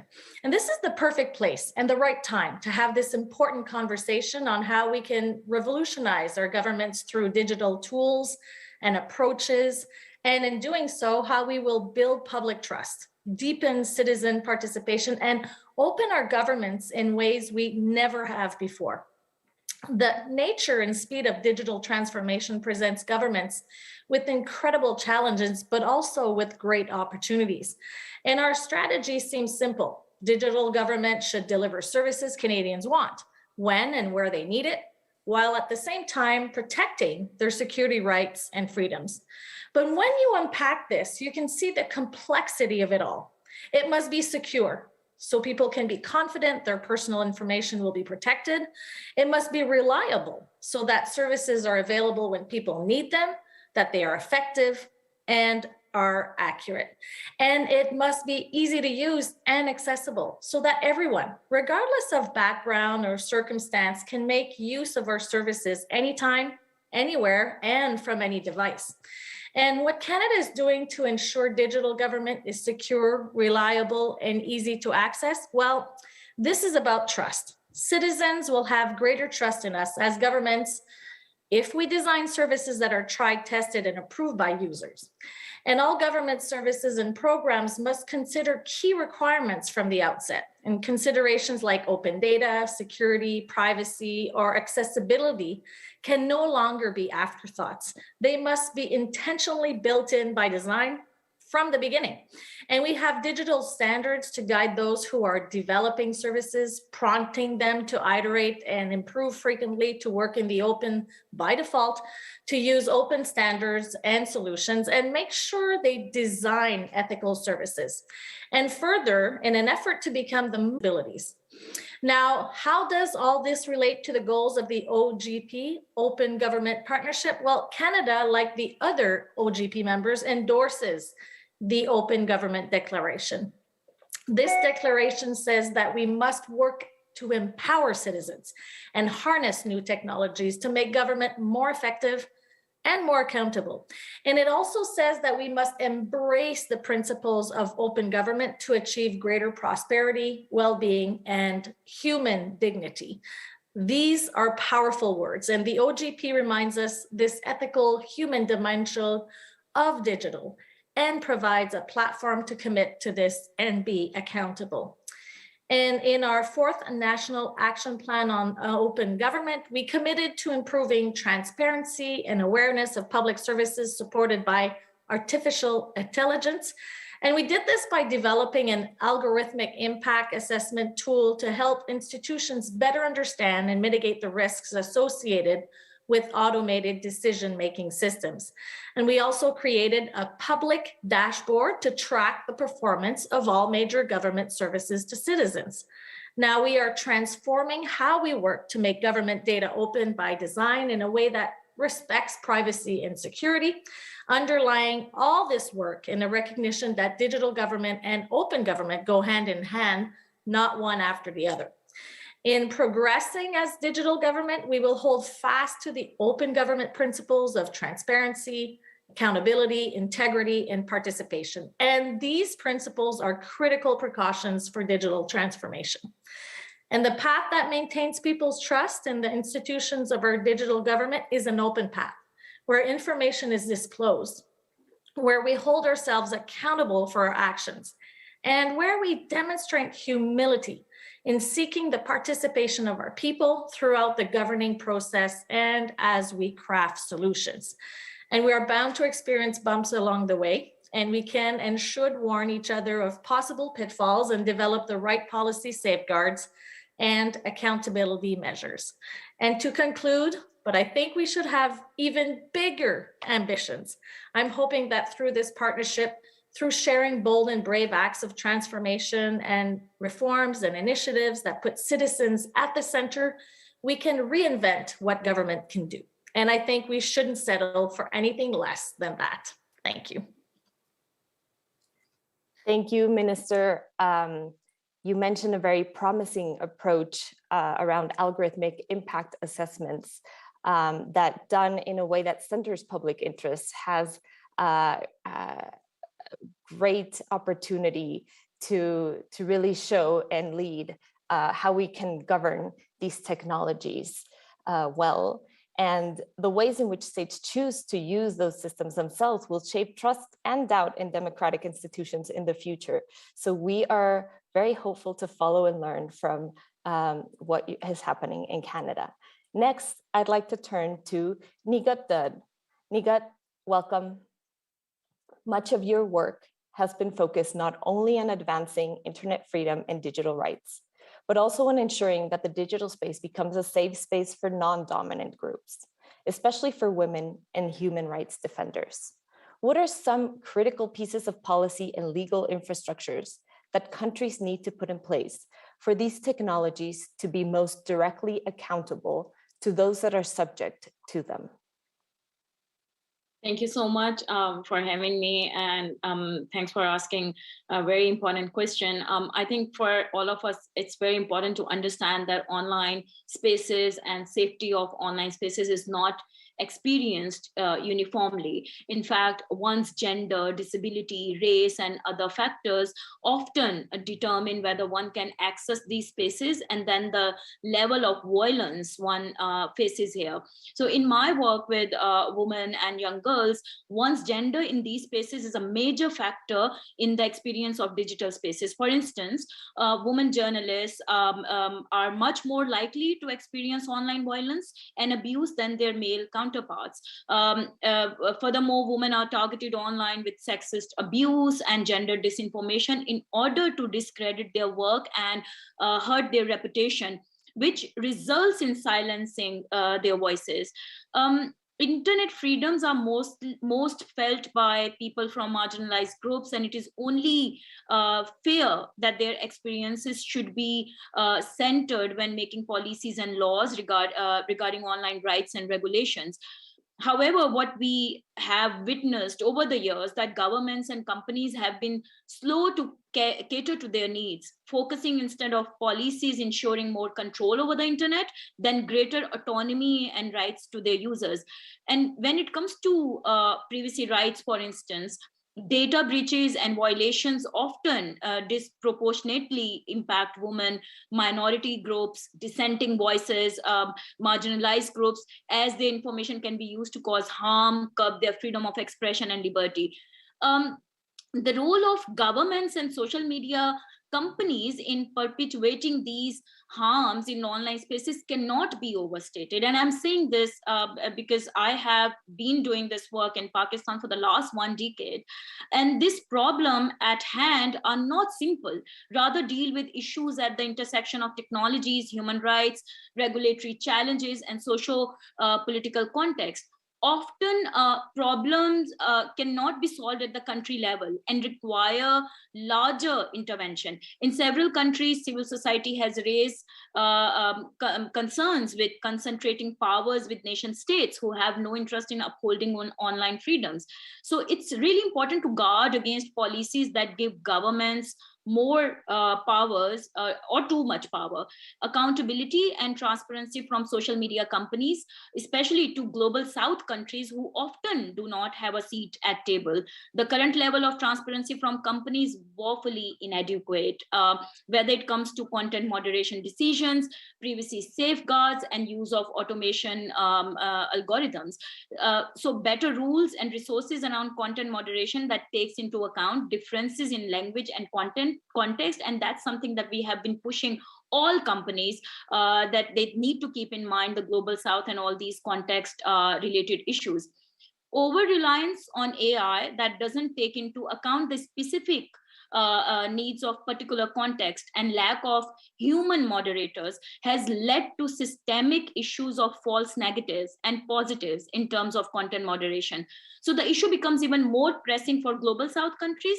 Policies need to be developed through consultations and participation from civil society, especially those on ground, familiar with issues coming up and the impact of different policies and different societies.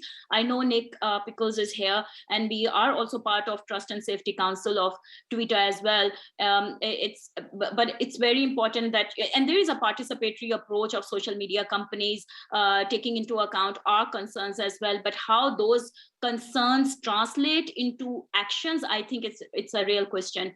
So global level policies need to be tailored to take into account the specificity of these contests. A more participatory approach will ensure more ownership over policies and a better chance that blind spots in global policies are attended to adequately. Thank you, Nigat. You are mentioning something really critical here, which is, these systems, while they have benefits for society, they are also hurting people. And they're disproportionately hurting people who have been historically excluded or marginalized. That means they are having immediate consequences for real people as we speak. And the pressure to act is real. These challenges are urgent and can't be solved, as you said, at the country level. So it's why platforms like OGP become so crucial in gathering that collective action at the global level. So now I want to turn to Nick Pickles. Last but not least, Nick, tech platforms face a lot of criticism these days for lack of action on content governance, promoting divisive algorithmic amplification, and for not investing enough in building adequate guardrails that prevent how users experience these platforms, leading to harms on the ground. There are many reasons why floating out there. It's the business models of the platforms, the processes of these platforms, or just too few and too powerful gatekeepers. What would you say are some of the biggest challenges platforms face to address the fact that they are not neutral through their own code of conduct? And what more should companies themselves be doing? Where do you think governments could step up? And what can citizens in the broadest sense of the world be doing differently? Thank you, Anya, and good morning, good afternoon, good evening, depending where you are. Thank you very much for the opportunity to join today and to the Korean government for hosting this important conversation. These questions that you're posing are being asked around the world, and the proposals and the solutions being discussed have consequences far beyond any one company. And so I think as a foundational part of how I think about this, I really see kind of the open internet, and open in every sense, as a foundation of open society. And I think the questions of how we balance the risks and the harms that you just set out with protecting that open internet are some of the most pressing policy challenges that we face today. And so I'm really grateful for the opportunity to discuss this with such a wonderful panel. And hopefully we can all be together soon to have this conversation in person. I think the big question around the open internet is really kind of, as you say, and to pick up from a comment earlier, trust is key. And I think one of the biggest challenges right now is that we have a problem where, whether it's government, whether it's industry, whether it's parts of society, all have a problem with trust. And for these policy conversations that we're discussing and the actions we take to be effective, a critical part of how we think about this has to be rebuilding trust.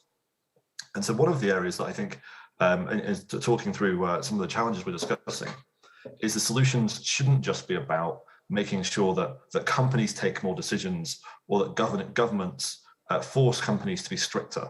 I think at the heart of all of this is how do we actually meaningfully empower the people who are using these services, the people who are online.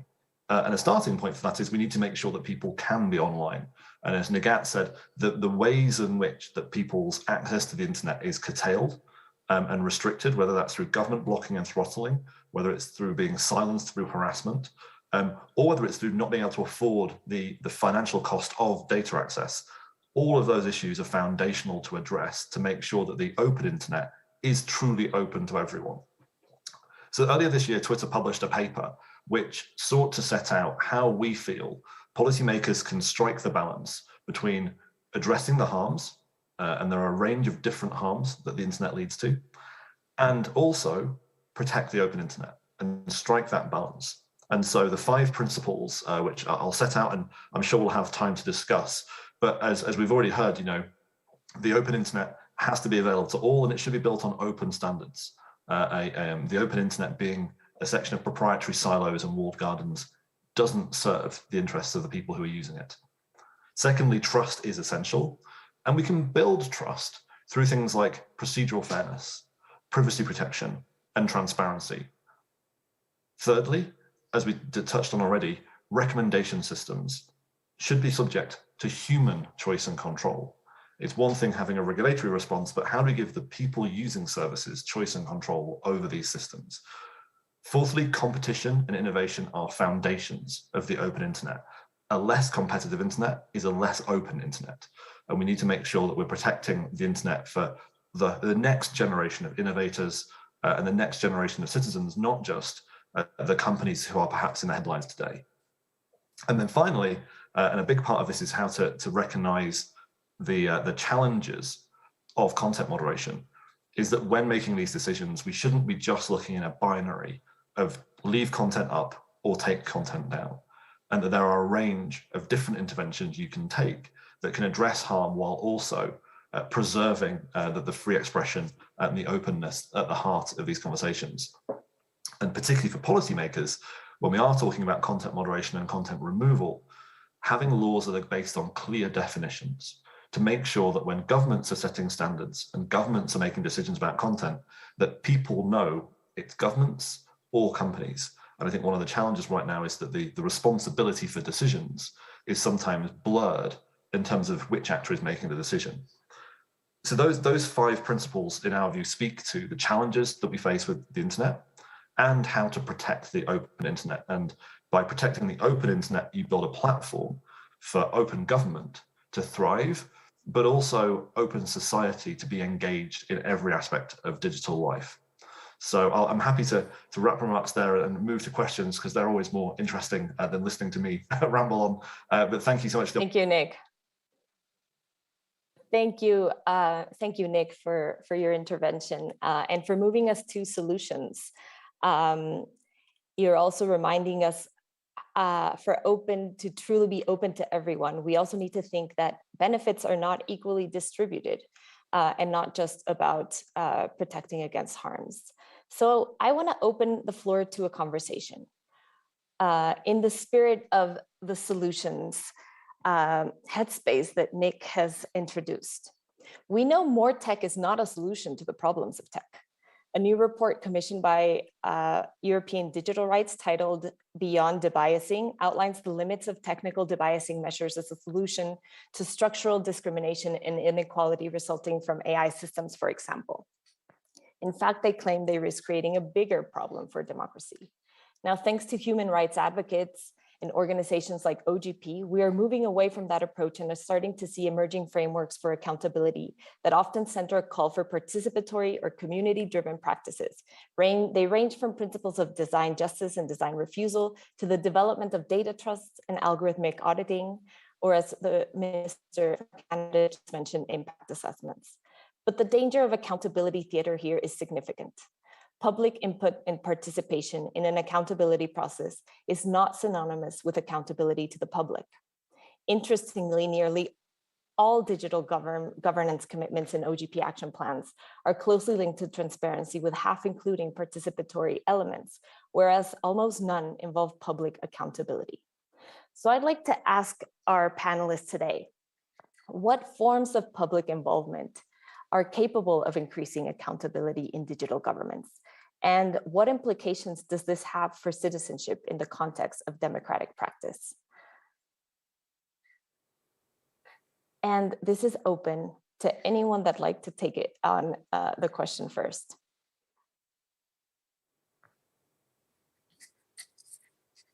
I can respond from my experience, living in Pakistan and have been, giving our input towards different regulations or policies that have been introduced by the Pakistani government over the years. What we see now is that although they're like consultations by the government, they invite people to these, different policy making decisions where they make decisions around, different regulatory approaches that they are taking. But I feel that the true spirit of participation or multi-stakeholderism is that when you invite people on the table and you are listening to them, you are also taking into account their concerns.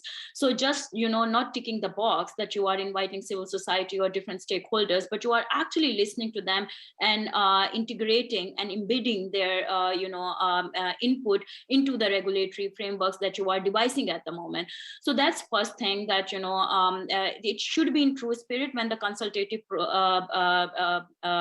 process takes place, not just applies on the government, but also companies as well. What we have seen over the years that companies also, do consultative processes around their different products or, the features that they introduce or their community guidelines, but then they listen to the civil society. It's not something that, they don't know, but how much they take into account when they are actually designing those products, when they are training those AIs, So I think this is something that, we have seen that most of the time, the people in the powerful positions tick the box, but really do not our input translate into, into the action. So that's what I really wanted to raise here. Thank you very much, Nigat. Nick, maybe I'll pass it on to you to hear more about what meaningful participation inside of companies looks like. And I think the key question here, as you said, is accountability. And one of the questions I think when we're discussing AI and machine learning and algorithms is how do we give people, and how do you make those systems accountable to the people using them? I think there's a couple of different ways you can do that. One of them was with an image cropping tool that we were using, where people using it felt that the system may have been biased, may have been producing results that weren't fair. We went one step further and actually said, because this is a public system and Twitter's a public platform, people can actually test and replicate how this algorithm works themselves. And so we actually went to DEF CON, the security conference, and said, here's the tool, please test it, see how you can make it behave, help us find the vulnerabilities in that algorithm. And at the end of that process, I think the most important part is we looked at the algorithm itself and said, do we need this? Does the use of AI machine learning in this context actually improve the experience that people have? And our decision was no, it doesn't. So we should remove that and we should give people the control to decide how images appear themselves. So I think one of the big questions here, and I think one of the tensions that I certainly see in policy conversations, is AI and machine learning are not the solution to every problem. And actually we should be very deliberate about the spaces in which we use it, rather than seeing it as a fix-all to all of the harms that are seen online. And certainly I think that one of the challenges here is the expectation of this technology runs probably far ahead of the reality of how this works. And so I think that question of user empowerment is still really important here. And another example of something that we did in 2018 was we decided that people should be able to choose between an algorithmically ranked home timeline or a reverse chronological timeline with no algorithmic ranking. And I think that choice and putting that into a product is far more meaningful when it comes to transparency than publishing code, is that people using Twitter can actually make a choice and see for themselves the difference in the experience. So actually from our point of view going forward, algorithmic transparency is important, but algorithmic choice and control is the thing that will actually meaningfully build trust in systems and also put the power and the decision-making in the hands of the people using these tools, not the potentially the corporate owner or the corporate owner with a policy mandate. Thank you, Nick, for that. And I agree often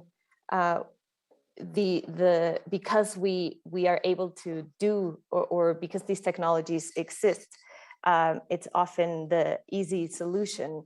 And I think it's very important to think critically about when it is and when it is not. Not because we are able to do it, does it mean that we have to. I'd like us to move to, yes, please jump in, Minister.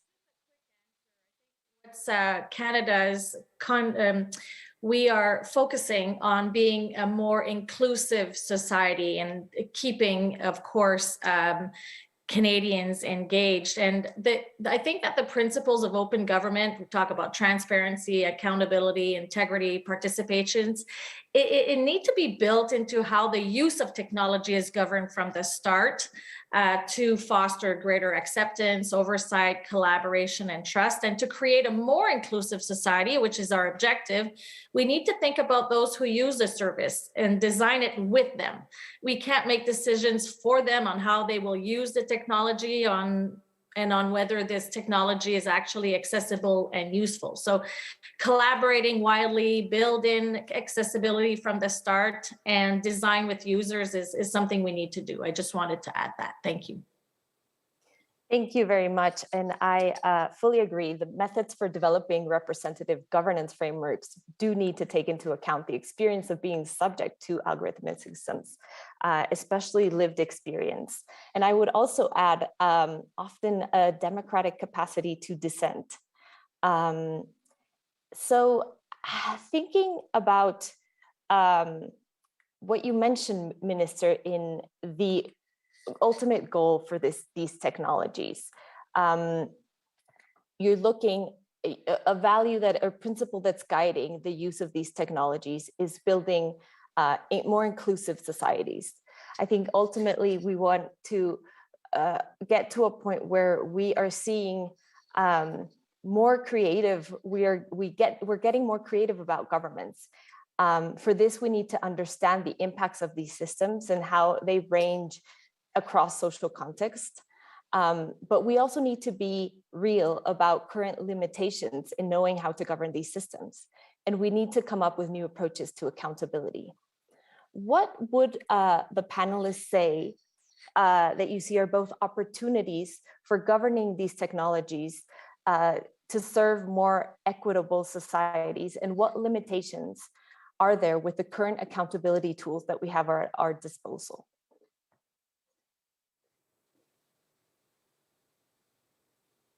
Nigat, can I turn it back to you for last round? Yeah, so Anya, I believe that again, I would say that I'm speaking from the context of living in a global South. I feel that more global North approach is towards regulatory frameworks, and that's the current trend and pattern that we are seeing mostly in Europe and in other parts of the world, especially developed democracies. And I'm sure that works for the countries where rule of law is strong, but that doesn't work for countries where regimes are oppressive, right? And they use the same, they copy paste the same regulatory frameworks in other countries and then use it against and weaponize against the descendants or marginalized groups. So I think it's very important to go for the multi sectoral approach, which is, yes, regulations are important, but how we are developing those regulations. We also need to look into the self-regulatory mechanism. So I decided to become part of Facebook Independent Oversight Board because I thought that I'll have a voice at the table and, will make decisions which will, content moderation decision, which will impact not just one part of the world, but, people across the globe.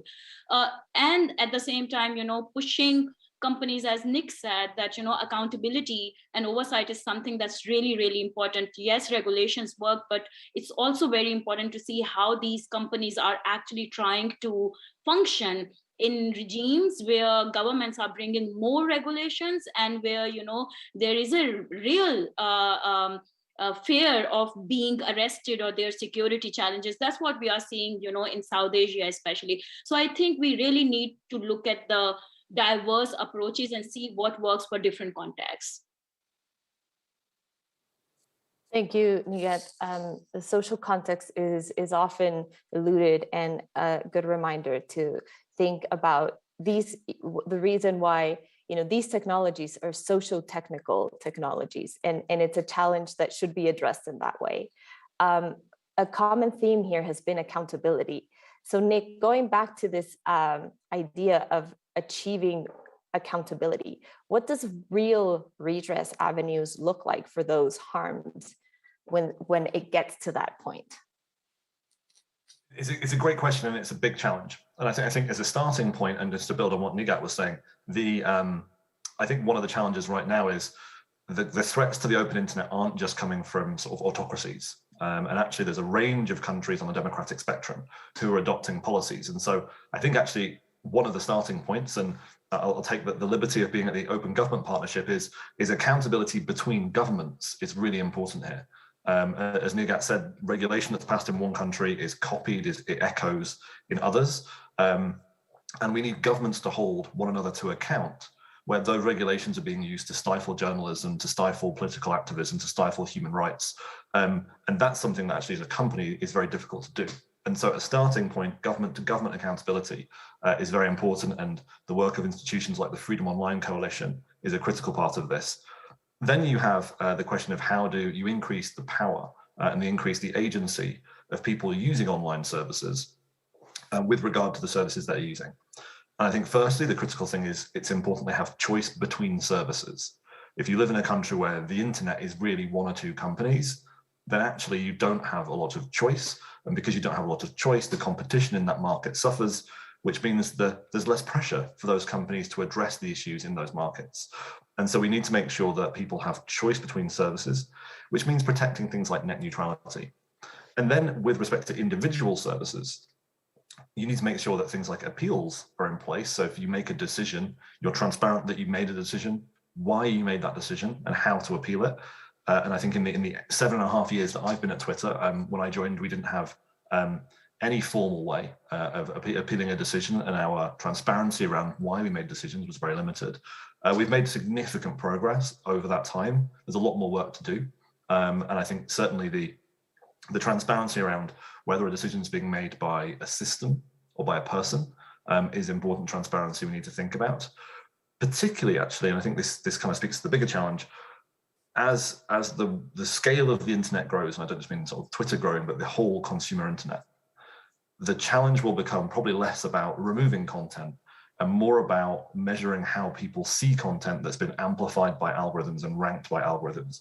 And as you make that shift, again, this is why the control over those algorithmic systems becomes very important, but also transparency around, I think, things like training data.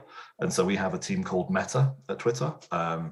It was called Meta before that word took on a whole different context. But that team leads our work on responsible machine learning and fair AI. Those teams in companies are going to be absolutely critical to how we build these systems in a way that builds trust and transparency with people using the services. So I think there's a lot to deal with, but the thing that I do start with is whether it's companies, whether it's governments, we need to lead by example. And so I think, whether it's products like Lumen, which make clear government legal requests that Twitter uses, or making data available to researchers and actually saying this isn't a question that companies should answer, but independent researchers and academics should be doing that. So during COVID, for example, we built a dedicated API track just to look at COVID tweets so that researchers could study the conversation around that topic. There's a whole range of areas, and policymakers can do a huge amount to encourage and protect that kind of work. Thank you, Nick. You remind us about individual agency and control. It's a crucial piece of the equation. Minister Fortier, how has the pandemic shifted your approach to digital and open, and thinking about especially how it has impacted individuals in various different ways? That's a really great question. And the pandemic, of course, has shifted where political leaders, governments, officials, and citizens work and how they work. And many of us have had to work from home. Look at today, creating a dependency on digital technologies to access and share information to do our job. And where we work and how we work are two sides of the same coin. Going forward, we need to approach both with intent. And COVID-19 has accelerated policymaking as well as the modernization of digital services. And we have a chance to rewrite the rules of work, but we can also, or we can and should also rely on tried and true principles. And we've mentioned them: transparency, accountability, integrity, participation. And as governments, every time we open our work up to the outside world, it can be a building block for something bigger, something unexpected, something innovative. And we need to constantly practice our openness and our digital agility so we don't revert to old ways. And slowly but surely, we need to move from doing open by design to being open by design. And there's a great quote by William Gibson who said, "The future is already here. It's just not evenly distributed." And I think it is our responsibility to make sure that when this open future gets here, it is evenly distributed. And one thing that I also think is we need to work locally, but also globally, as challenges have no borders. And in Canada, we've been really focusing during the pandemic of ensuring we don't leave anyone behind. And that's what we've been trying to really focus on, making sure wider citizen participation gives us access to a lot of opportunities and capacity. And we are focusing our efforts on leaving no one behind. Thank you, Minister. And I would like to thank the three panelists today for such brilliant remarks and for leaving us with many ideas of what needs to happen to really enact a future of democracy in the era of digital, where we're creating more inclusive societies. We're, as Minister mentioned, not leaving anyone behind. And it has really been a pleasure listening to everyone. We are unfortunately out of time. And I want to take it to the end and welcome everyone to the start of the closing ceremony. Thank you very much.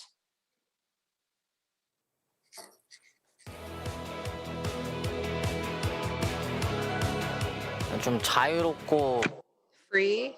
I think an open government is a government that can communicate with the people, relevant to everyone, bringing people together. And responsive to its citizens. Around the world, reformers from both inside and outside government are pushing for changes that make governing more open. It's only together that we will be able to build the kind of open government that we need.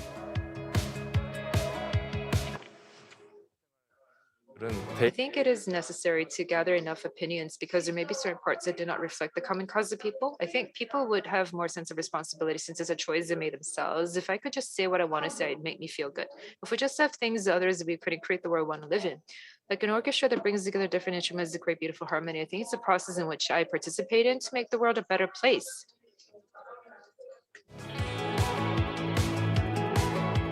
There shouldn't be any deception, not cutting in line. Does that count? I think access to information should be guaranteed so that citizens can see the information on the policymaking process. Transparency is ensured by allowing people to get involved in the actual government's activities. Generally, we should disclose data on government operations to citizens. Actually, I've never heard of inclusive digital, something that makes life more comfortable. I think it's a system that can make lives of people of all ages more convenient. For those people, we run 1,000 digital learning centers nationwide and train and educate the public with the digital competency that they need. Open Government Partnership Global Summit. Thank you.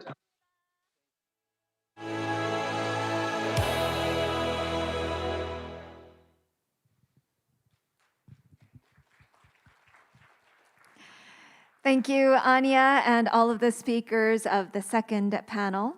Once again, let me thank all of the OGP reformers as well as champions from governments and civil societies for having gone out of their way generously to be here with us tonight and to share valuable ideas and important stories with us. Hopefully, we'll be able to meet and discuss soon again in person. Thank you as well to all of our attendees who have joined and actively participated while listening throughout the plenary.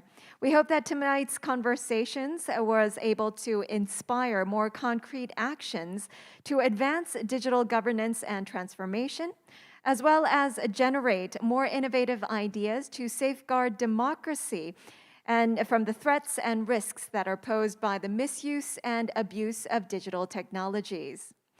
So with that, please stay tuned to this channel for the closing plenary coming up in a moment, where we will discuss the future of OGP and reflect on the many conversations that we had throughout the course of the summit week. Thank you, and see you at the closing plenary.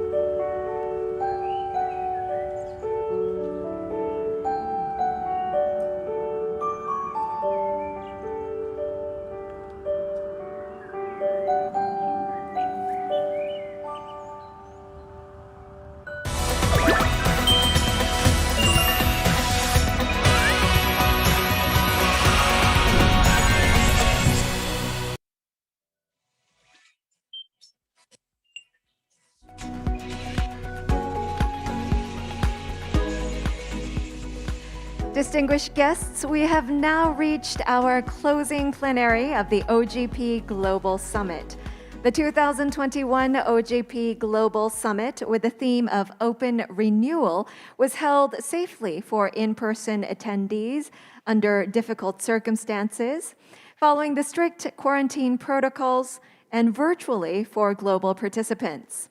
More than 280 speakers were featured in 40 plenaries and main sessions, and more were participating in more than 50 partner sessions throughout the week, which resulted in a very successful summit, renewing our commitment to open government here in Seoul, Korea. I would like to thank all of the members of the OGPs from home and abroad and global citizens for spending time with us throughout the week. Then without further ado, let us begin the closing plenary. First, let us officially kick off on the closing plenary with a video featuring the highlights of the 2021 OGP Global Summit.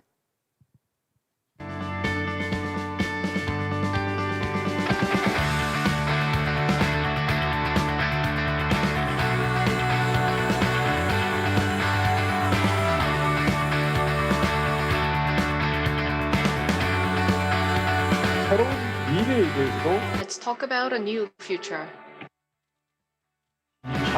Congratulations.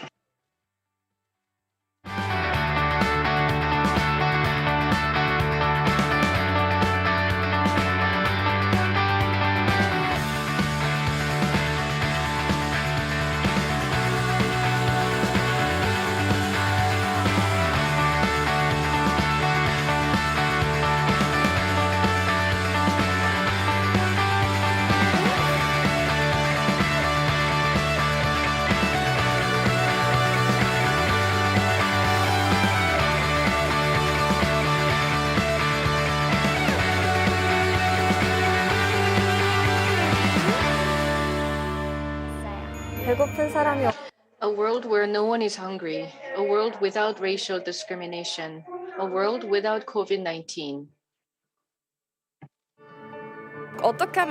How can we make OGP more dynamic? There are still many people who cannot express their voices. Support every citizen, raise their voice, and collect their opinion. It is about promoting participation and inclusion, the values of open government. Every nation an open government partnership to take up a call to action to fight the scourge of corruption.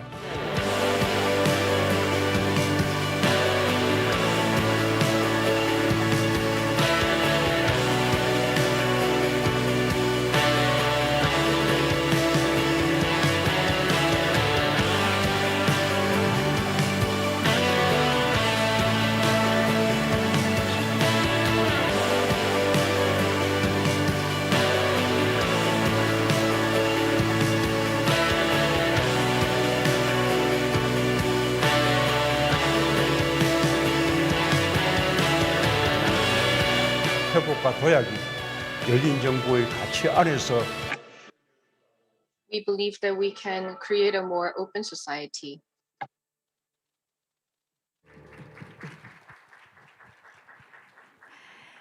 As the lead government co-chair of the Open Government Partnership, the Republic of Korea has served alongside lead civil society co-chair Maria Baron since October 2020.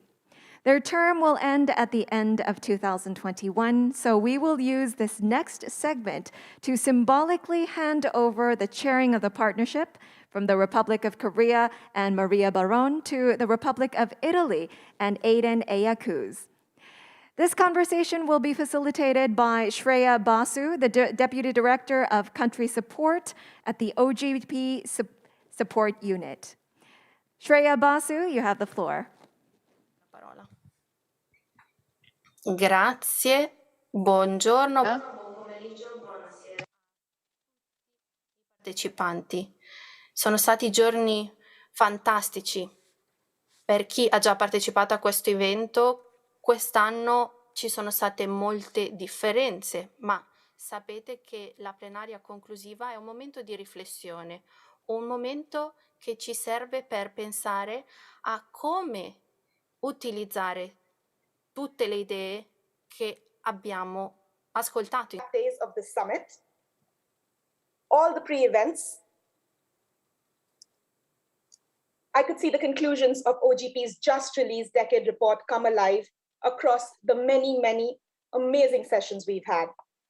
Proof that the OGP model does really work when done right.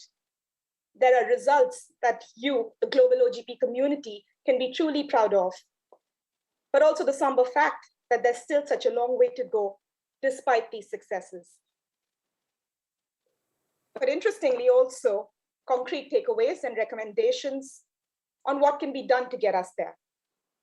The success of any OGP Global Summit, in the end, will be measured by what we do with all that we've learned here, and the results that we have to show when we meet next, hopefully in person.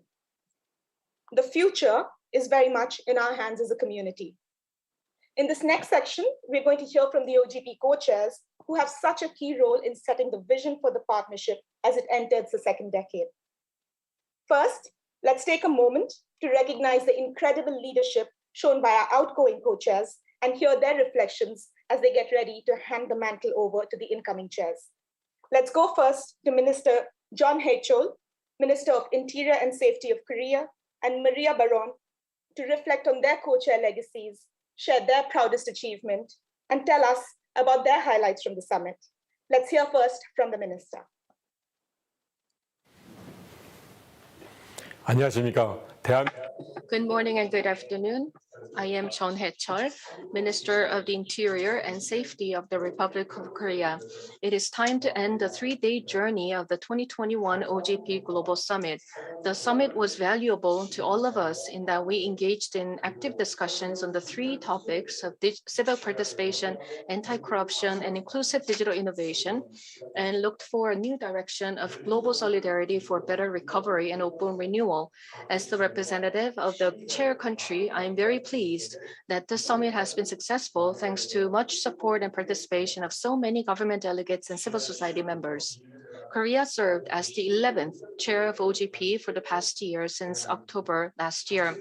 We focused on spreading the values of open government throughout the world and support the growth of mature democracy, and these were our key priority areas. In particular, we led the adoption of the OGP Common Vision, based on which the member countries developed their action plans for the implementation of the open government initiatives. We also facilitated countries to share their policy experiences. Domestically, serving as the OGP chair provided an opportunity to promote the participation of civil society in the public processes and raise the public's awareness on the values of open government in Korea. In the post-pandemic era, the democratic values of open government need to be emphasized even more. We need to continue to remove barriers to participation and enhance transparency and inclusion so that our governments can become more capable and our policies become more effective. I offer my congratulations to Italy, the incoming chair, and Mr. Aydin Iakus, the incoming civil society chair. I am confident that they will help create another leap forward together with the OGP member states and civil society advocates. Korea has been having the honor with the OGP for the past decade, and we will continue to serve as a reliable partner of OGP going forward as well in the future. Thank you. Big thanks to the minister for that message. I have to say how incredibly rare it is to have a government stand up for civic space, both at home and abroad, and actually have concrete actions and commitments to back that position. So thank you for your leadership, the government of Korea and the Ministry of Interior and Safety. Maria, let's turn to you next. Same questions to you. Your legacy, your proudest achievement, the summit highlights, and perhaps a closing message for the OGP global community as we get ready to commence the end of this wonderful event. Thank you, Shreya. I'm very happy to have had the opportunity of chairing the steering committee together with the government of Korea during this difficult year. In my opinion, one contribution was to try new and some could say creative approaches to old problems. So we made the effort to call on the governments of the steering committee to sign on statements, for example, calling on the Salvadoran President Bukele to reestablish conditions to allow for dialogue and to protect the civic space there. Also, we made a big effort to work alongside local organizations in El Salvador to provide tools and ideas on how to protect their personal security and also to collaborate with bringing them ideas on how to get help from different political and civil society international organizations or actors. Also, an idea that I'm very, very proud of, we put together an immense initiative. Of course, we did not know how big it was going to be at the beginning, such as a call to action, where we had a tremendous dialogue with civil society organizations of 6 countries from the steering committee and created a prioritized agenda with them that we then discussed with their own governments. And I think that exercise was incredibly useful because we put together at the heart of the initiative and in that way we went back, we put together, dialogue at the heart of the initiative, and then in that way we went back to one of the first values of OGP. So a very timid idea that started more to try new approaches and also to test ourselves, proved to bring a lot of results, including unexpected ones. It's not finished yet, but the next co-chairs have promised to continue with it. So I think the sky's the limit now. A highlight, I think, of the summit is very unfair to have us name only one, because I'm very proud of the conversations that we've had at the Americas Dialogue or at the Parliamentary Day, as well as the OECD recommendations on enabling civil society in development cooperation, or an interesting one called "This is not the way," to become our own critics and learn from our mistakes. But I would have to say that the highlight for me has been the OGP Impact Award, which was short but really, really inspiring. It was the Hotline 311 project in Panama. And I like it because Panama is a country very close to my heart, but also a very needed country with very interesting initiatives that can be exported, to the world. And a final message to the OGP community, if I may, is one that is one of the value stories that we have at my organization, at Directorio Legislativo.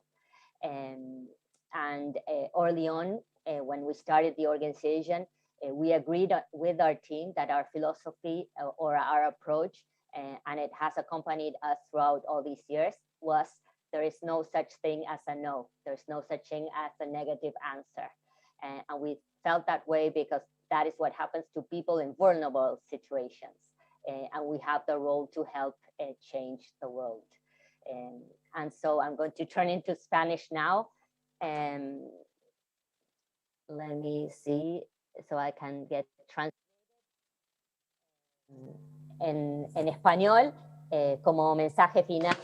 From now on, I would like to give my concluding remarks in Spanish, if I may. La palabra no es una opción.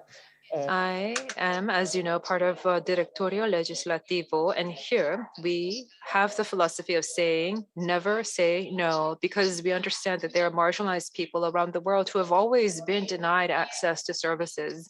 So we, as a goal, want to bring about change in the world, so we will never say no. Thank you for that, Maria. That's a really inspiring message, right? Never say no, despite what you're facing. But thank you also for your leadership throughout the year, the solidarity you've shown to civil society working under extremely stressful conditions across the organization, and your leadership, your bold idea to issue a call to action to civic space, which you rightly said, several have responded to, but still a long way to go. We look forward, of course, to your continued engagement with OGP in your new roles as OGP envoy and board member, and fearless civil society leader, as always. Thank you once again to the Government of Korea and to Maria Baron. Let's go next to our incoming co-chairs. First, our lead chairs, who assumed their positions right after the summit: Marcella Panucci, representing the Government of Italy, and Aiden Ayakuze from Twaveza, East Africa. And then our incoming support chairs, Secretary Taimar Peterkoff, representing the Government of Estonia, and Annabelle Cruz from Communication and Development Institute, Uruguay. Let's start first with Marcella and Aiden. You have been working on developing your co-chair vision in recent times, which you will soon share with the community. How have the discussions from the summit shaped or informed your thinking? And if there's a highlight, a moment, or a quotable quote from the summit you'd like to share, please do so. Let's begin with Marcella. Marcella, the floor is yours. Good morning, good afternoon, and good evening to everybody. Many thanks to the Ministry of Interior Affairs of Korea. I'm sorry, I have two images of me running. Thank you to Maria Baron. We have been living two very difficult years due to the COVID pandemic and also to, unfortunately, an economic crisis and a climate crisis. So we are living very different times since the time when the OGP was launched in 2011. It was a completely different context, but still there has been a huge evolution in the membership of the OGP. We have now 78 member countries and 76 local governments and thousands of civil society organizations that are joining the OGP, and this is a huge success for this initiative that we were contributing to creating 10 years ago. So many countries now perceive how important it is to have citizenship on board when designing policies and ensuring their effectiveness. That's why we are proud of co-chairing for the next year, and together with Aidan, we've been able to meet already in Rome and draft our program for the coming year. As for the government of Italy, we have been committed since 2011 to promote open government policies involving a large community of shareholders and stakeholders, and we've been implementing 4 dedicated national action plans.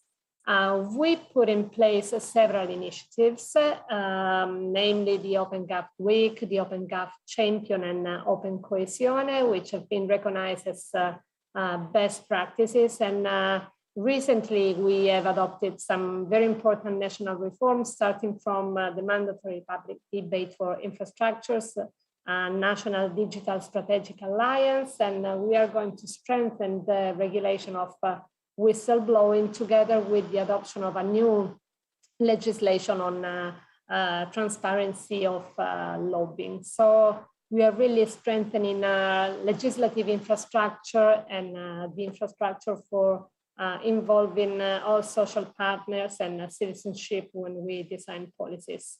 For this, in next National Action Plan, we want to create a multi-stakeholder forum, a community in charge of co-defining a national open government strategy in order to apply open government principles and values to the National Recovery and Resilience Plan, which you know is a huge plan of reforms and investments that we are going to deploy until 2026.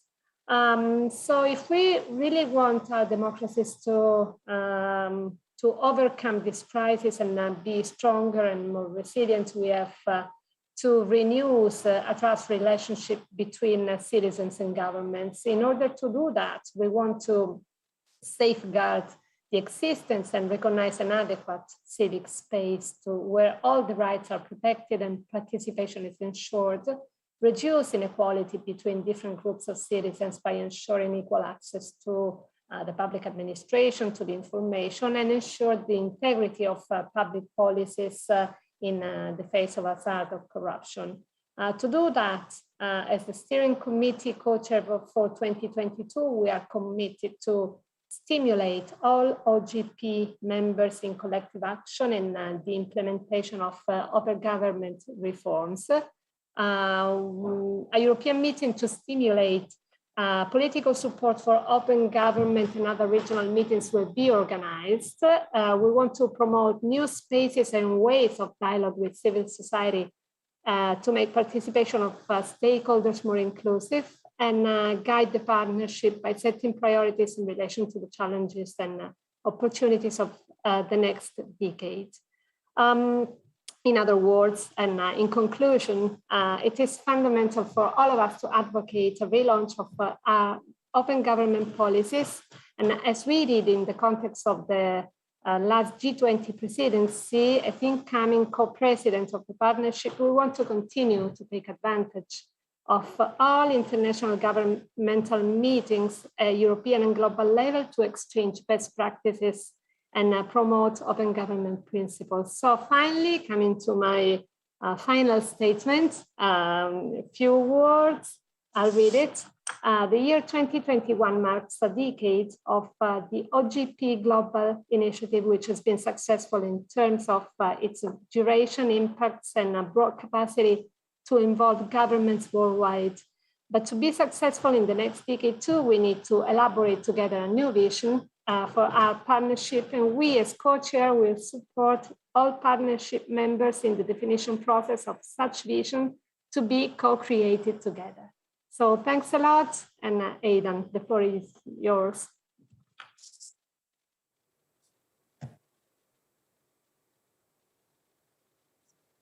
Aidan, over to you. You might still be on mute. On mute, I was captivated by what Madame Panucci was saying, so I forgot to unmute myself.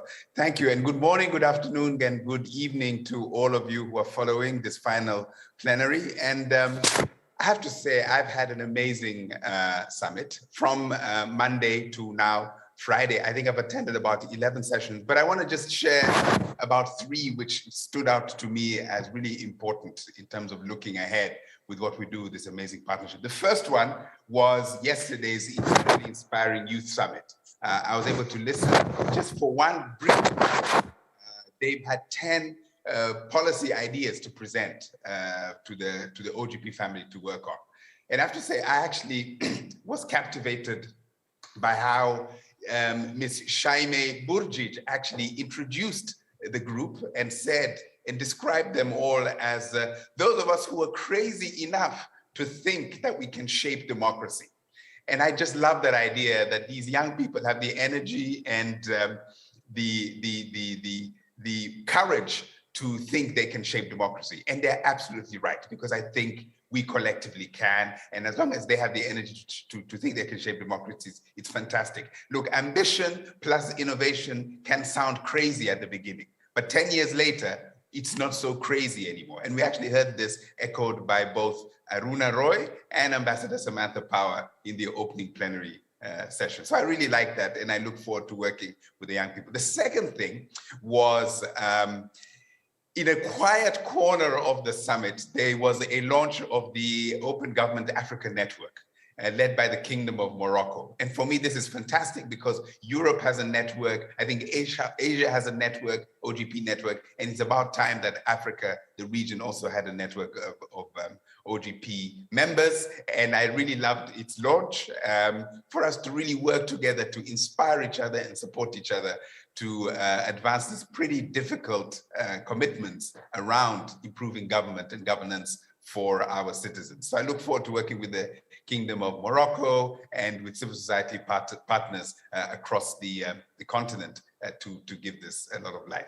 We also had a great session with Senior Minister of Nigeria, the United Nations Economic Commission for Africa Secretary General, really trying to imagine how OGP can be used in a time of the pandemic and of recovering from the pandemic to improve governance at the local level. And a great idea came from Madam Vera Songwe, and that was perhaps we should have monthly Zoom meetings with African finance ministers to really evaluate how they're doing with their budget and go down budget lines and discuss how those are actually improving lives for ordinary people in their particular countries. Now that's, again, sounds like a tall order, but perhaps we could even start even at the local government level. There are 14 African local government members. We could perhaps start by looking at their execution of their budgets and people's participation in prioritizing and in monitoring how those happen.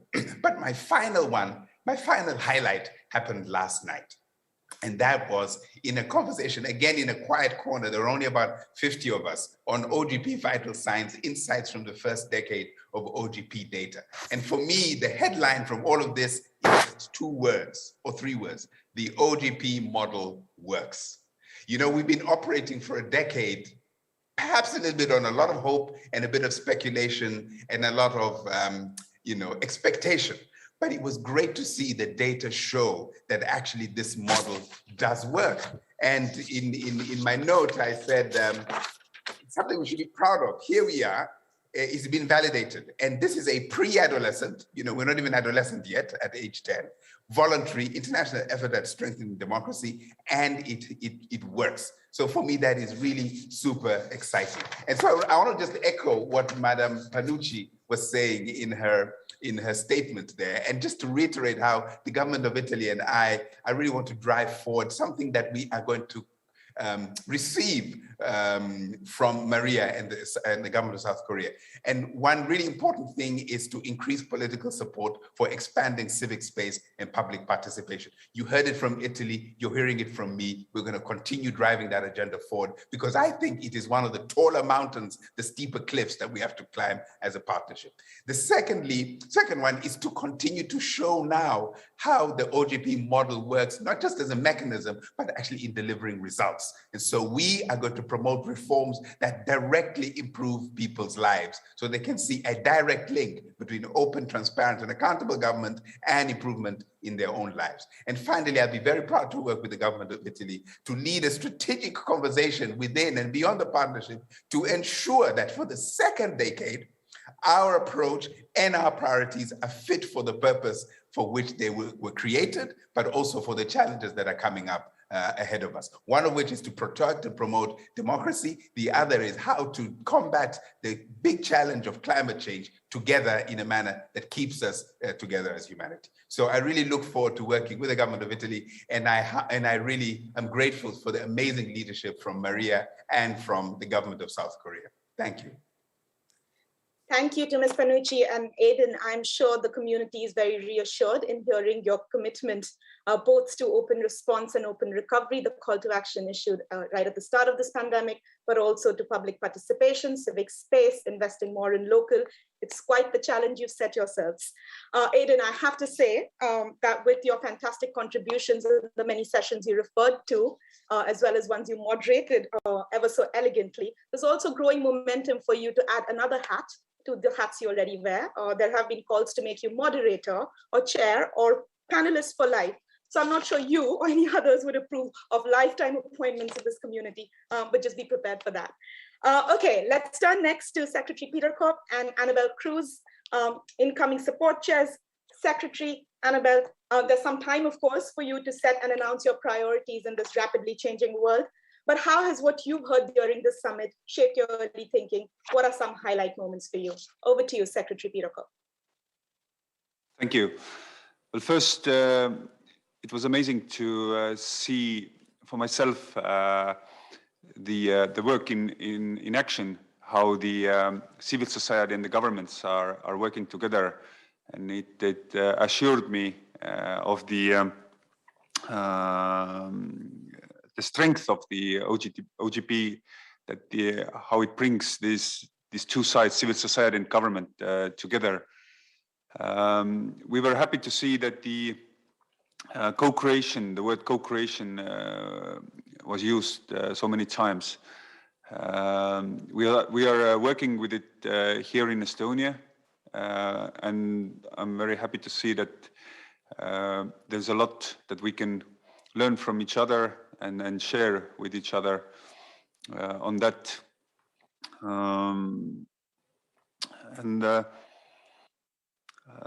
I would like to maybe what we could focus on as well is what our Prime Minister said in her opening remarks, is that it's not only the success stories that we should share and learn from, but it's also the mistakes that we make, so others can learn and not to make those mistakes. We should share. But otherwise, I'm looking forward to co-creating with other co-chairs, Italy, Aidan, and Annabelle. So looking forward for the coming years. Thank you. Thank you, Secretary of State Peter Kopp. Over to you, Annabelle.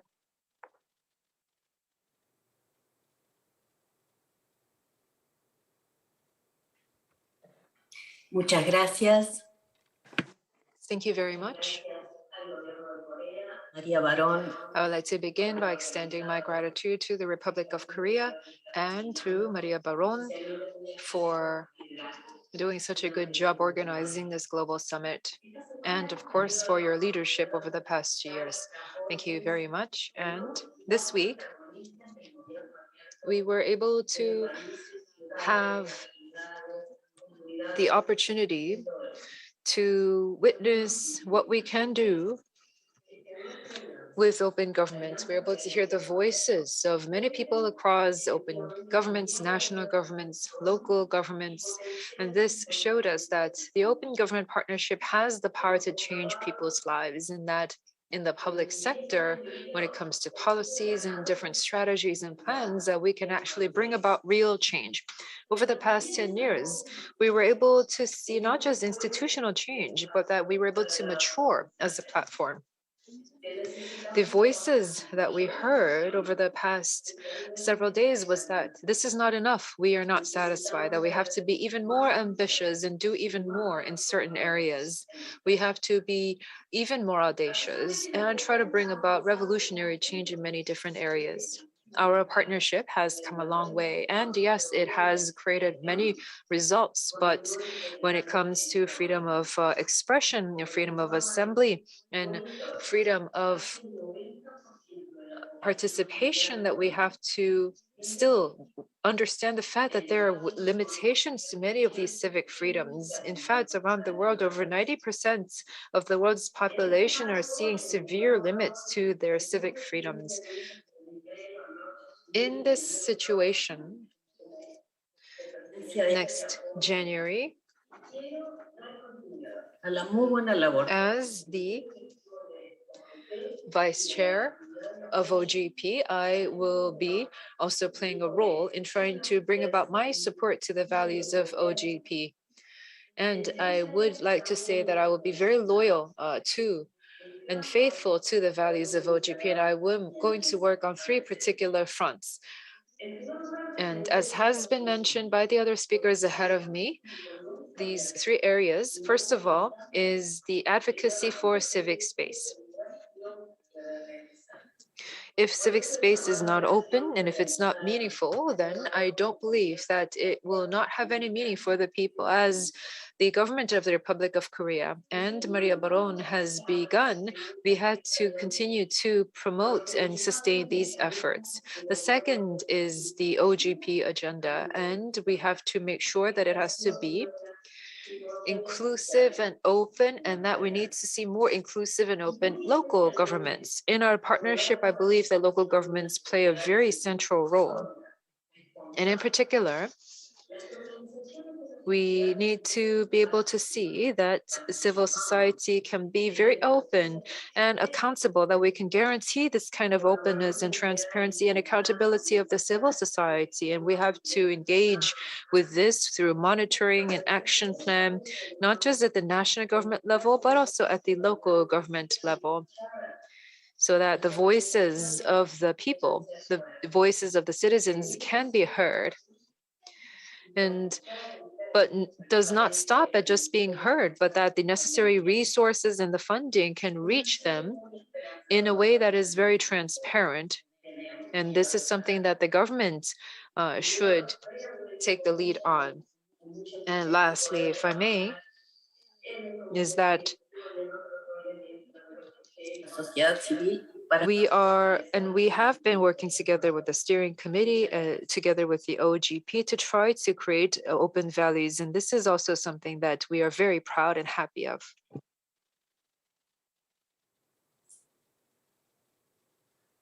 Thank you so much for that, Secretary Peterkop and Annabelle. I think important reminders that the job is still not done. We have to still set an audacious vision for ourselves, but recognize that we have to go beyond the talk and really deliver. And I'm sure this community looks forward to your able leadership, and also really heartening to hear the recognition from the representative from the government of Estonia, Secretary Peterkop, that the government civil society collaboration remains very much front and center of your priorities, given that it is such a core element of this partnership. So thank you very much to all our co-chairs, to the government of Italy, government of Estonia, Aidan and Annabelle, the partnership rests in your able hands as we head into the second decade, and may the power be with you as you enter these roles. Back to the MC. Well, thank you, Shreya, as well as all others for the handover and summit reflections section. Next, we move on to a discussion about the future of open government, and we will be featuring emerging leaders from across the partnership. We will again welcome Shreya Basu to facilitate the discussion. So once again, Shreya, you have the floor. Thanks so much.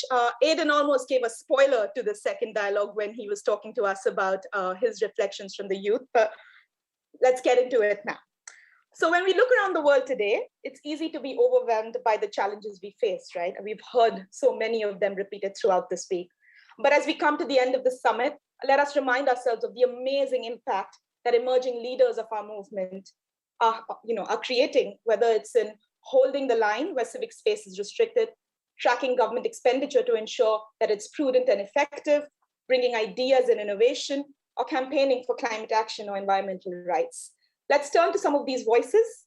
I'm very pleased to be joined today by Maf Del Mundo from the Philippines, Malik Lingani from Burkina Faso, Carolus Granicas representing the Open Contracting Partnership, Felipe Pino from Chile, and Melissa Castaños, as well as So-Hee Yang, youth delegates for the OGP Global Summit. So let's turn first to Maf, Malik, Carolus, and Felipe.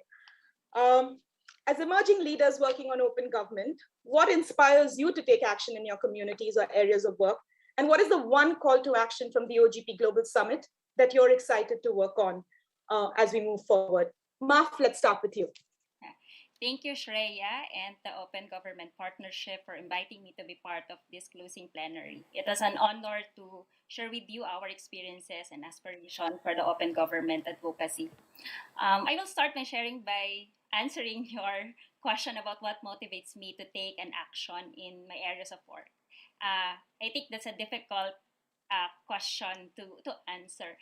But I was reminded about my main reason why I chose social development work and why I'm still working in the Caucus of Development NGO Networks, a national CSO network in the Philippines, to help and be part of the empowerment or change. Yeah, I know it may sound cliche, but being aware of the rising challenges to the Philippine society, particularly to the civil society organization. I think this is my way of responding and living up to my personal mission and organizational mission of creating an enabling environment to the CSO where they can associate freely, they can convey their voices and their opinions freely. They can actively participate in the decision-making processes, not only in the monitoring, but in the whole process, from planning, implementation, monitoring, and evaluation, to make the sense of ownership, and also to empower themselves to continue promote equality, democracy, and human rights and justice. Being part of Code NGO and the non-government secretariat of the PHOGP, it motivates me to continue pushing the boundaries of governance and not being contented with the status quo, because I know we can do something on it. Especially right now, the political and the social landscape of the Philippines continue to become volatile. The increasing cases of state harassment and the red tagging, the closure of the independent media, the attacks to the activists, and undermining of the democratic spaces for participation are the clear manifestations of the shrinking civic space in the country. So given all those challenges, we want to continue work with the OGP on protecting and enhancing the civic space and promoting public participation by maximizing the space provided by the OGP. And how can this global community help? I have three things in mind where we can work together. I think first, we need to continue provide that kind of space. What kind of space? A safe and open space for dialogue with various stakeholders.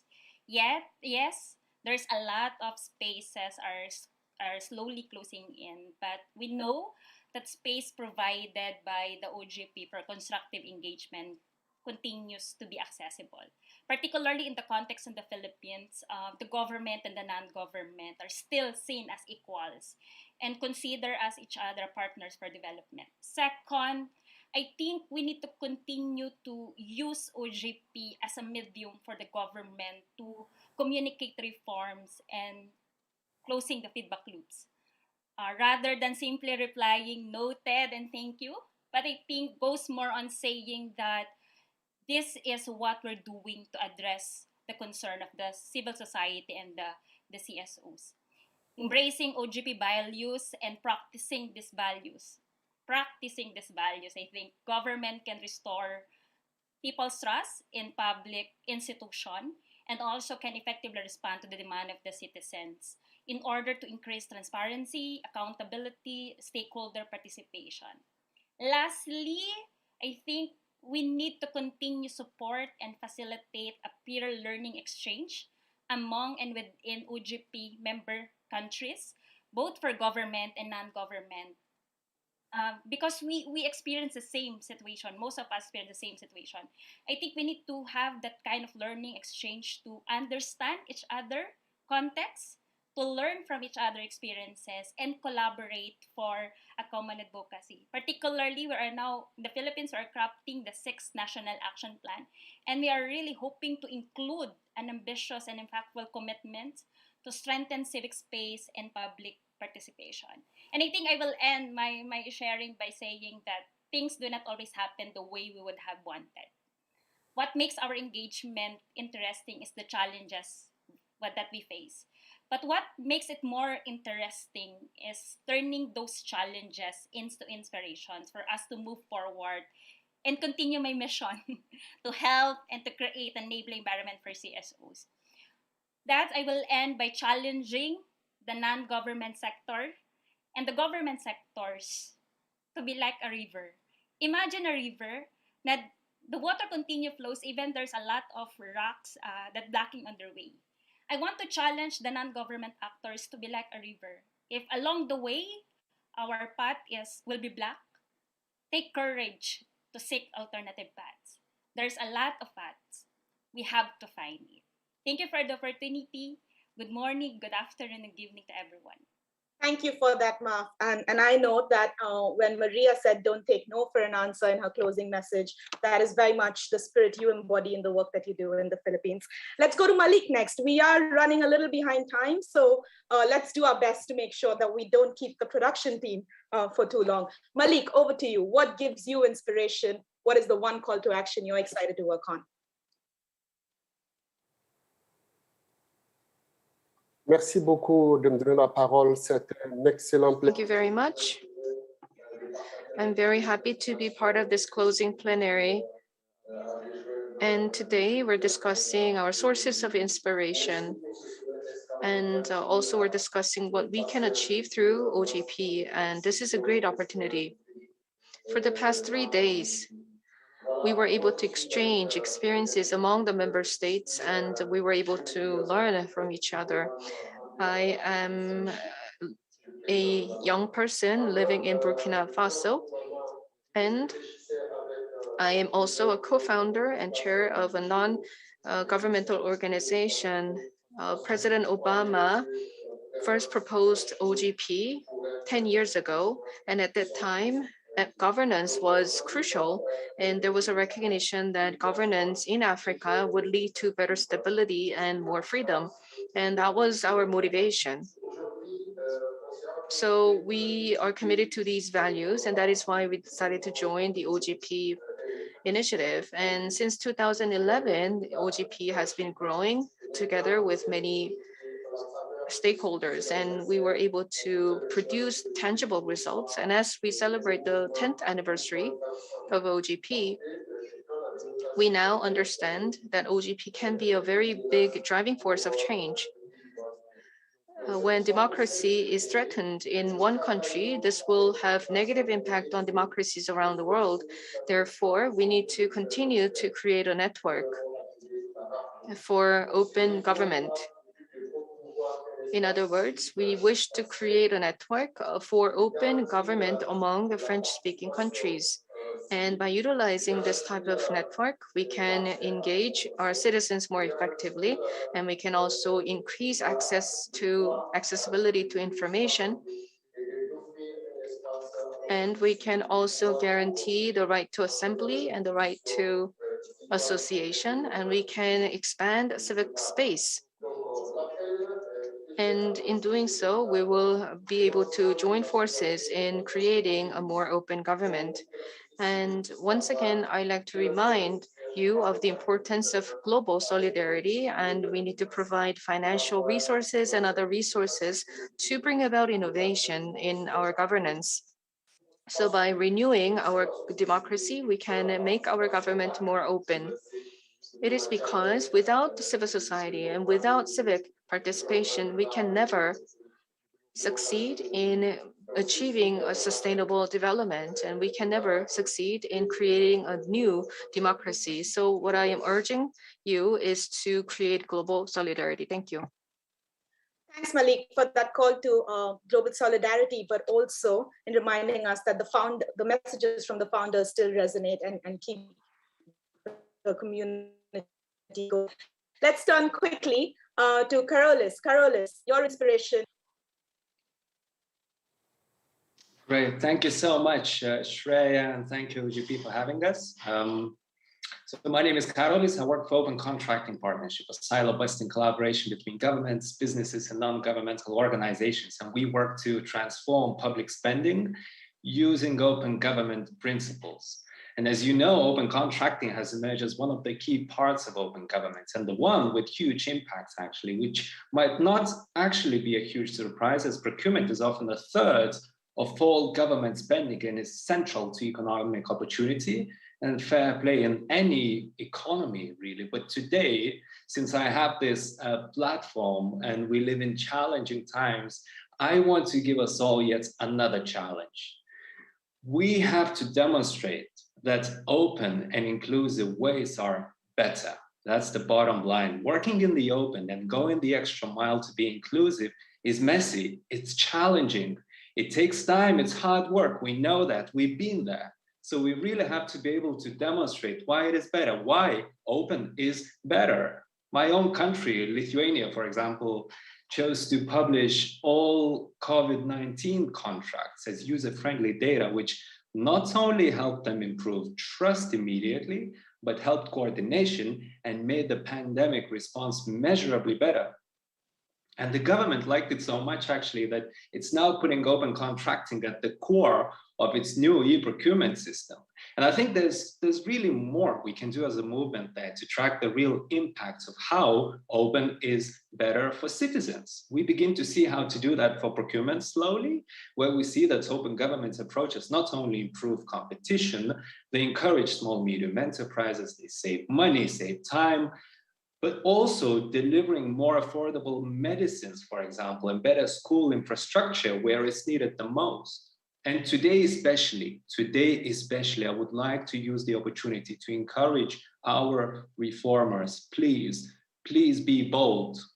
Now is not the time for a tiny bit of more transparency. We need to fundamentally rethink the whole model of post-pandemic government and show why it works for us, for citizens, especially the immediate things we care about, like better education, health, transport, better community, but also the next big challenge of our lifetime, which is addressing climate change through more sustainable and greener public spending.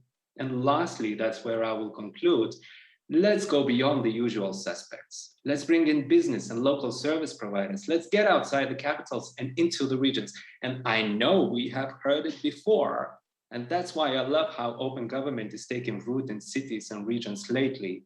Let's harness that energy. I'm personally stoked how we are beginning to organize across the European Union with our Open Spending EU coalition that is rooted in our local realities to make sure the pan-European recovery plan delivers for us. I've just actually come back from Rome last week, where we worked with the Italian government and local civil society. And we hear it might lead to a very ambitious commitment around recovery spending and openness. And coming from the next OGP chair, we could not be more excited, and we hope we can help Italy to really show how it's done. I'll stop here. Thank you so much. Thanks so much, Carolus. If I could take away a central message, it was let's show how it's done when we come back next year. Let's stop talking about opening up government. Let's show the benefits. That's as good a challenge as any for this community. Let's go straight to Felipe. Let's travel from Europe to the Americas. Felipe, what keeps you going? What is something you're excited to work on? Hola a todas y todos. Hello, everyone. First of all, I'd like to thank the organizers for this invitation. I'm very happy to be part of this discussion. We all understand that sustainability and climate action are crucial. These are one of the most imminent challenges for all of us. Therefore, these have to become a key policy agenda for all of us. And these are our key priority areas. And when it comes to the youth and public participation, we need to have a better engagement. Currently, the youth are leading a lot of changes in our society. And also the young generation is able to expand their participation through various mechanisms. So in that sense, in Chile, FEMA, which is an environment watchdog, what we have found out is that we need to open up new doors. We need to regain trust from the public. Especially, it is important to regain trust of the public in the government. In the 21st century, we have many environmental issues, and with respect to addressing these climate challenges, the government has lost trust among the public. And it is important to promote the OGP as a mechanism for the youth so that the young leaders can utilize the OGP as a platform to advance their agenda for environment. There's a social contract called Espasu, and this is a regional compact or regional contract where regional actors will share information regarding environmental protection.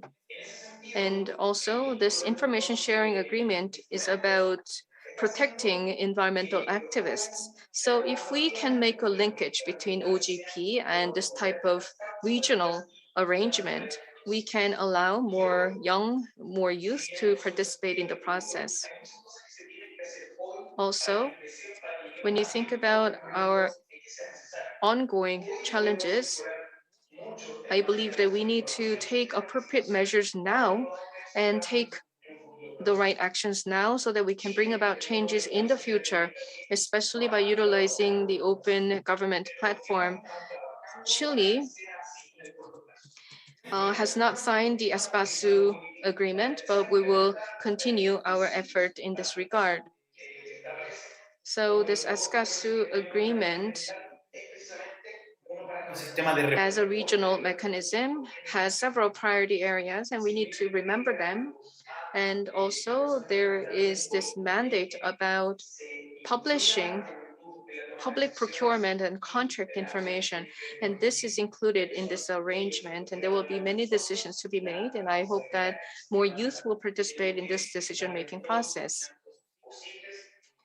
In addition, we need to encourage young people to participate in the climate-related processes so that they can bring about big changes. Thank you. Thank you so much, Felipe. Indeed, climate change and environmental degradation have come up as top priorities across many, many conversations throughout this week. And it's fantastic to see the work that you're doing, as well as the challenge you're setting out to the community today. So thank you for that, Maf, Malik, Carolus, and Felipe. Let me now invite two very special speakers, Melissa Shaides Castaños and Sohee Yang, representatives of the youth delegation to the OGP Summit, who I believe also have some proposals for the partnership and co-chairs. So Melissa, Sohee, welcome. Tell us what you're excited to work on. And if you could take a few minutes, 3 or 4, we're running behind time, to share 1 or 2 core proposals you would like the partnership and the incoming chairs to consider. So let's go first to Melissa, and then we'll go to Sohi in Seoul. Melissa, over to you. Hi, thank you so much for this opportunity. I'm very glad to represent my country, Mexico, and of course, the voices of all the youth delegates. I would like to start by presenting to you the policy proposals that were worked for these 2 weeks. I would like to start by saying that historically, young people have driven and played an important role in social movements and protests around the world.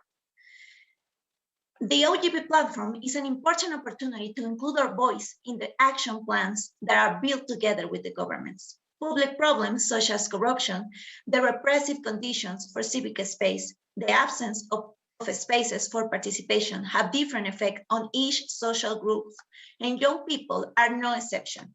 From these different effects also arise new demands, new concerns, but above all, new solutions. These policy proposals we develop as part of these delegate programs address the principles of open government from different perspectives. The anti-corruption proposal has 3 key actions that seek to measure the integrity of agencies to improve public information.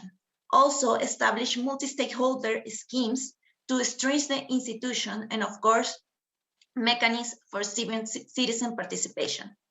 The proposal on the civic space and participation includes solutions to public's accessible information, include the participation of marginalized groups and communities in the decision-making processes, generate different dynamics in the OGP for countries with close civic space conditions, and have some baseline commitments. And finally, the proposal for digital inclusion and innovation puts forward ideas for concentrating information in a single site, providing communities and marginalized groups with the skills to use and consult the data, as well as conditions to generate trust in the use and consultation of information.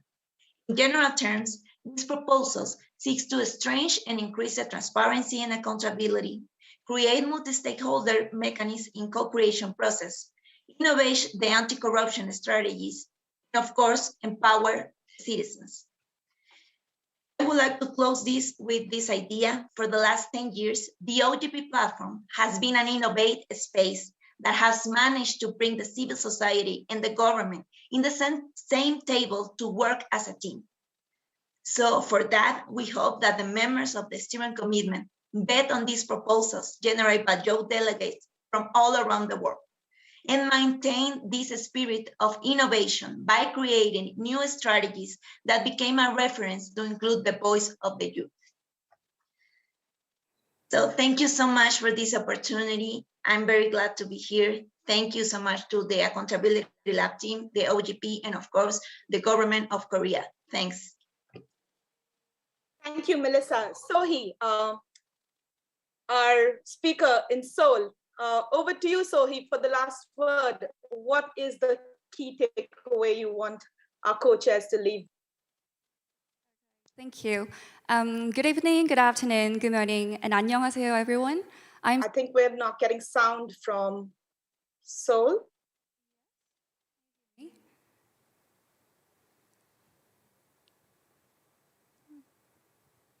Hello, can you hear me?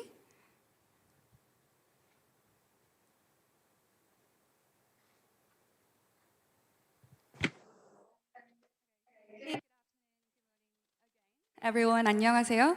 I'm So Hee-yang, currently working as a spokesperson as a third-party Transition Korea and a strategic planner at Agonica, the NPO promoting civic hacking movement.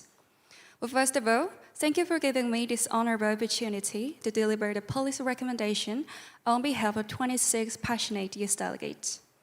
Well, while working in the political and social sector for almost 2 years, I have witnessed a powerful synergy created by the effective partnership between the public and civil society. Although the government and public institutions have huge amounts of data and qualified information, they solely cannot respond to all problems in every corner of our lives. Although the citizens and private sector have creative ideas or technical skills to solve social problems, they solely cannot complete the job without support from public bodies as well. All the youth delegates across the world, including me, have been inspired by this kind of potential synergy that the OGP movement has. So we came to this year's summit and had intense 2 weeks to develop policy recommendations.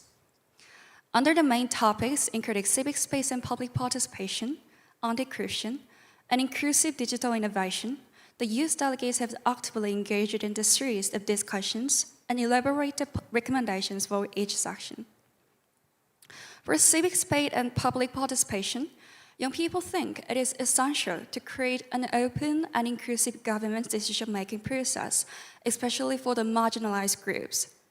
For anti-corruption, developing information infrastructures and enhancing the responsive needs of government agencies are highly required.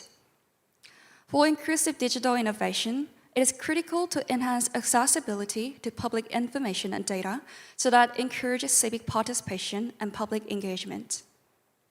Last but not least, I want you to get a core point for how to implement the policy recommendation from youth delegates more directly and effectively. While participating the past 3 days here in OGP Global Summit, I noticed that most of the seniors, officials, the key agent of older generations call young people the future. Well, I'm sorry to say this, but we are not your future. We're the present. Our presence is here now. So we don't expect you to take our roles and just wait behind. We don't need a kind compliment and praise, but we need actual power. A power to get involved in every step of decision-making process. A power to access more transparent and qualified data from the public. And a power to open the government to lead an immediate change. And I strongly believe that every single of you in this room and watching this session online will take a critical role to create an environment that proactively empowers young people. Now, I would like to deliver this year's youth policy recommendation to the next year's OGP chairs. I hope our suggestion will bear fruit to build a stronger bridge to open government partnerships. Thank you for listening. Well, thank you for that, Melissa and Sohee. What an incredible outcome of your time at the summit. And powerful words, we need power, not praise. Wow, what a tremendous time it has been. We have been joined by nearly 4,000 reformers around the world as we've discussed how we can rise to the challenges we face. I hope you, those listening in, share your highlights from the summit too, using our social media hashtag OGP Summit. Many thanks to our host, the government of the Republic of Korea, Korean civil society co-chair Maria Baron, and to our truly, truly tireless production team. The summit has underscored the strength of our community, full of reformers, rebels, champions, change agents, all fighting on the front lines of progress. Thank you for the work you do. And as we close out 1 decade, I hope you found our days together to be of some sustenance for the road ahead. I hope we'll all commit to supporting each other, pushing each other forward as we enter our 2nd decade. Please share the content from this week with your friends, allies, reformers in your countries, and please, please commit to take forward action, concrete actions that will turn these global conversations into real results in 2022 and beyond. So that in a decade's time, we can look back at this moment and say, yes, we rose to the challenge. We met the promise of that remarkable opportunity by what we did next. I, for one, cannot wait to see what's to come. Thank you, thank you, thank you, and goodbye, everyone. Back to the MC. Well, thank you once again, Shreya, and all of the speakers for discussing the future of open government partnership. And next, on the behalf of the government of the Republic of Korea, Prime Minister Kim Bu-kyum will deliver his closing remarks.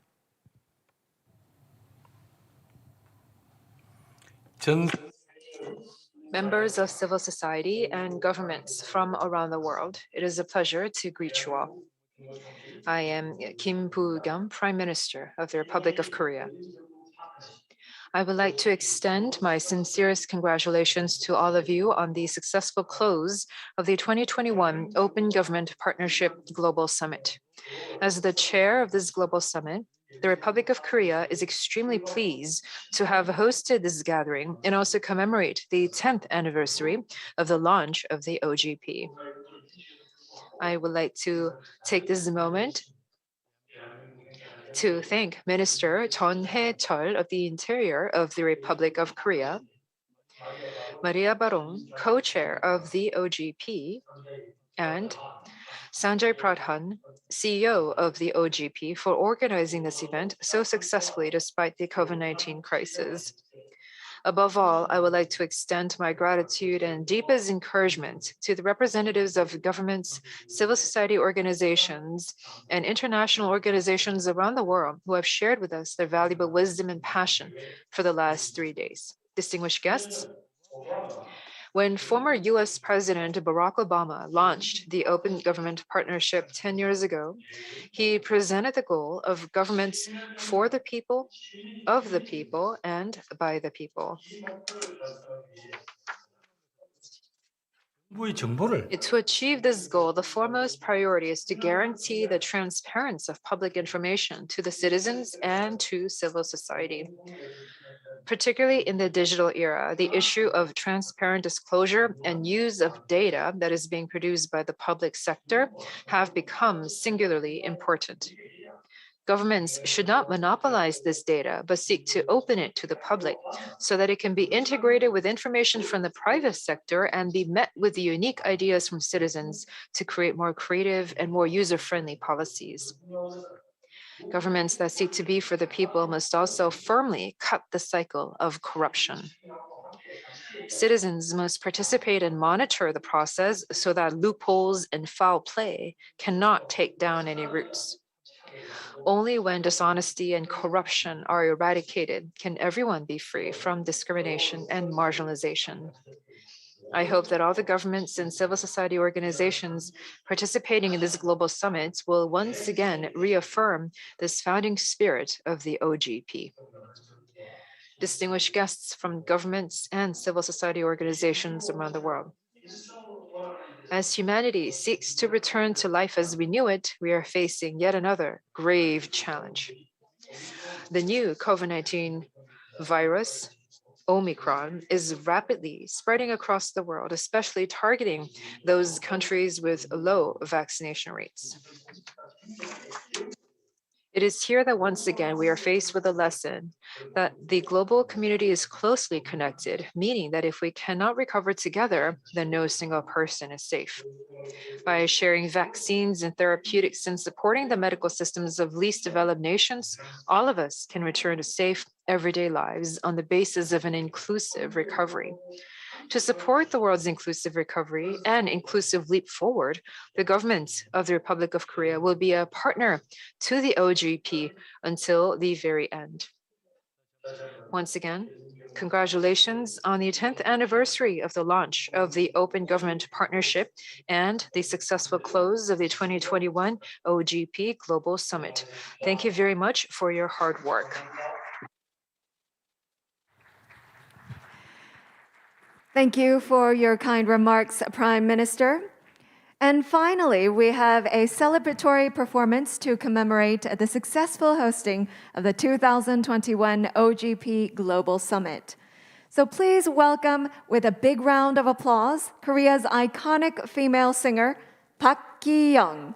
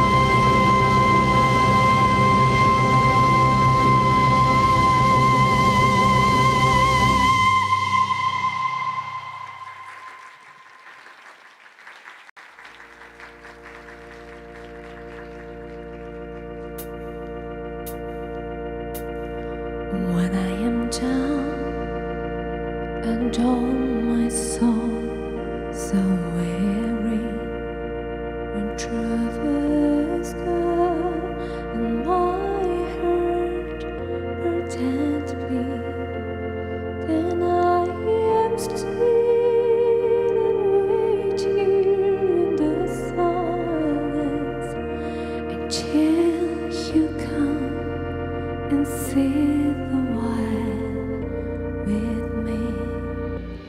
You raise me up so I can stand the mountains. You raise me up to walk on stormy seas. I am strong when I am on your shoulder. You raise me up to more than I can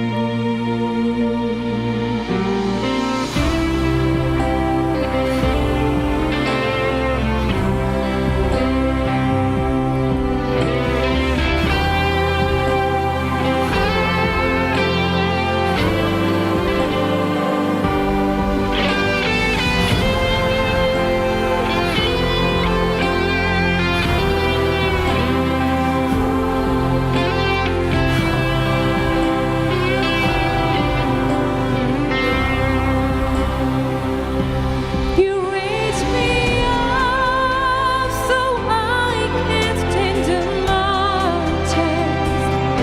You raise me up to walk on stormy seas.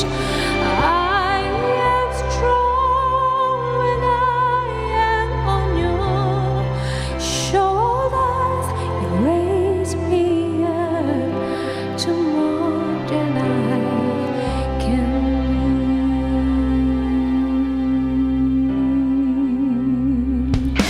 You raise me up so I can stand the mountains. You raise me up to walk on stormy seas. I am strong when I am on your shoulders. You raise me up to more than I can be. You raise me up so I can stand the mountains.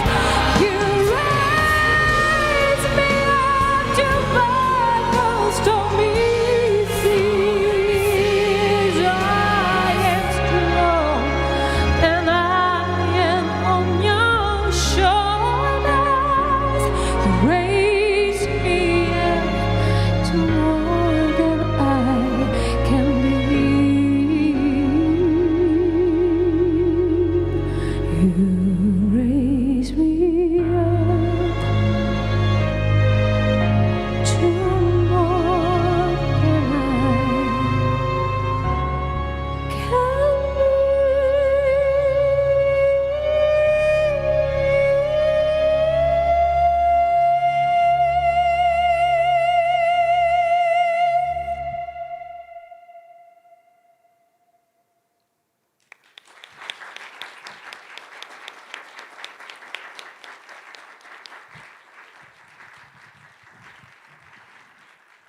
Thank you, distinguished guests. And this concludes the 2021 OGP Global Summit. Thank you once again for your participation, interest, and commitment to open government. And I hope that COVID-19 will be tamed sooner or later so that we can meet and discuss in person in the near future.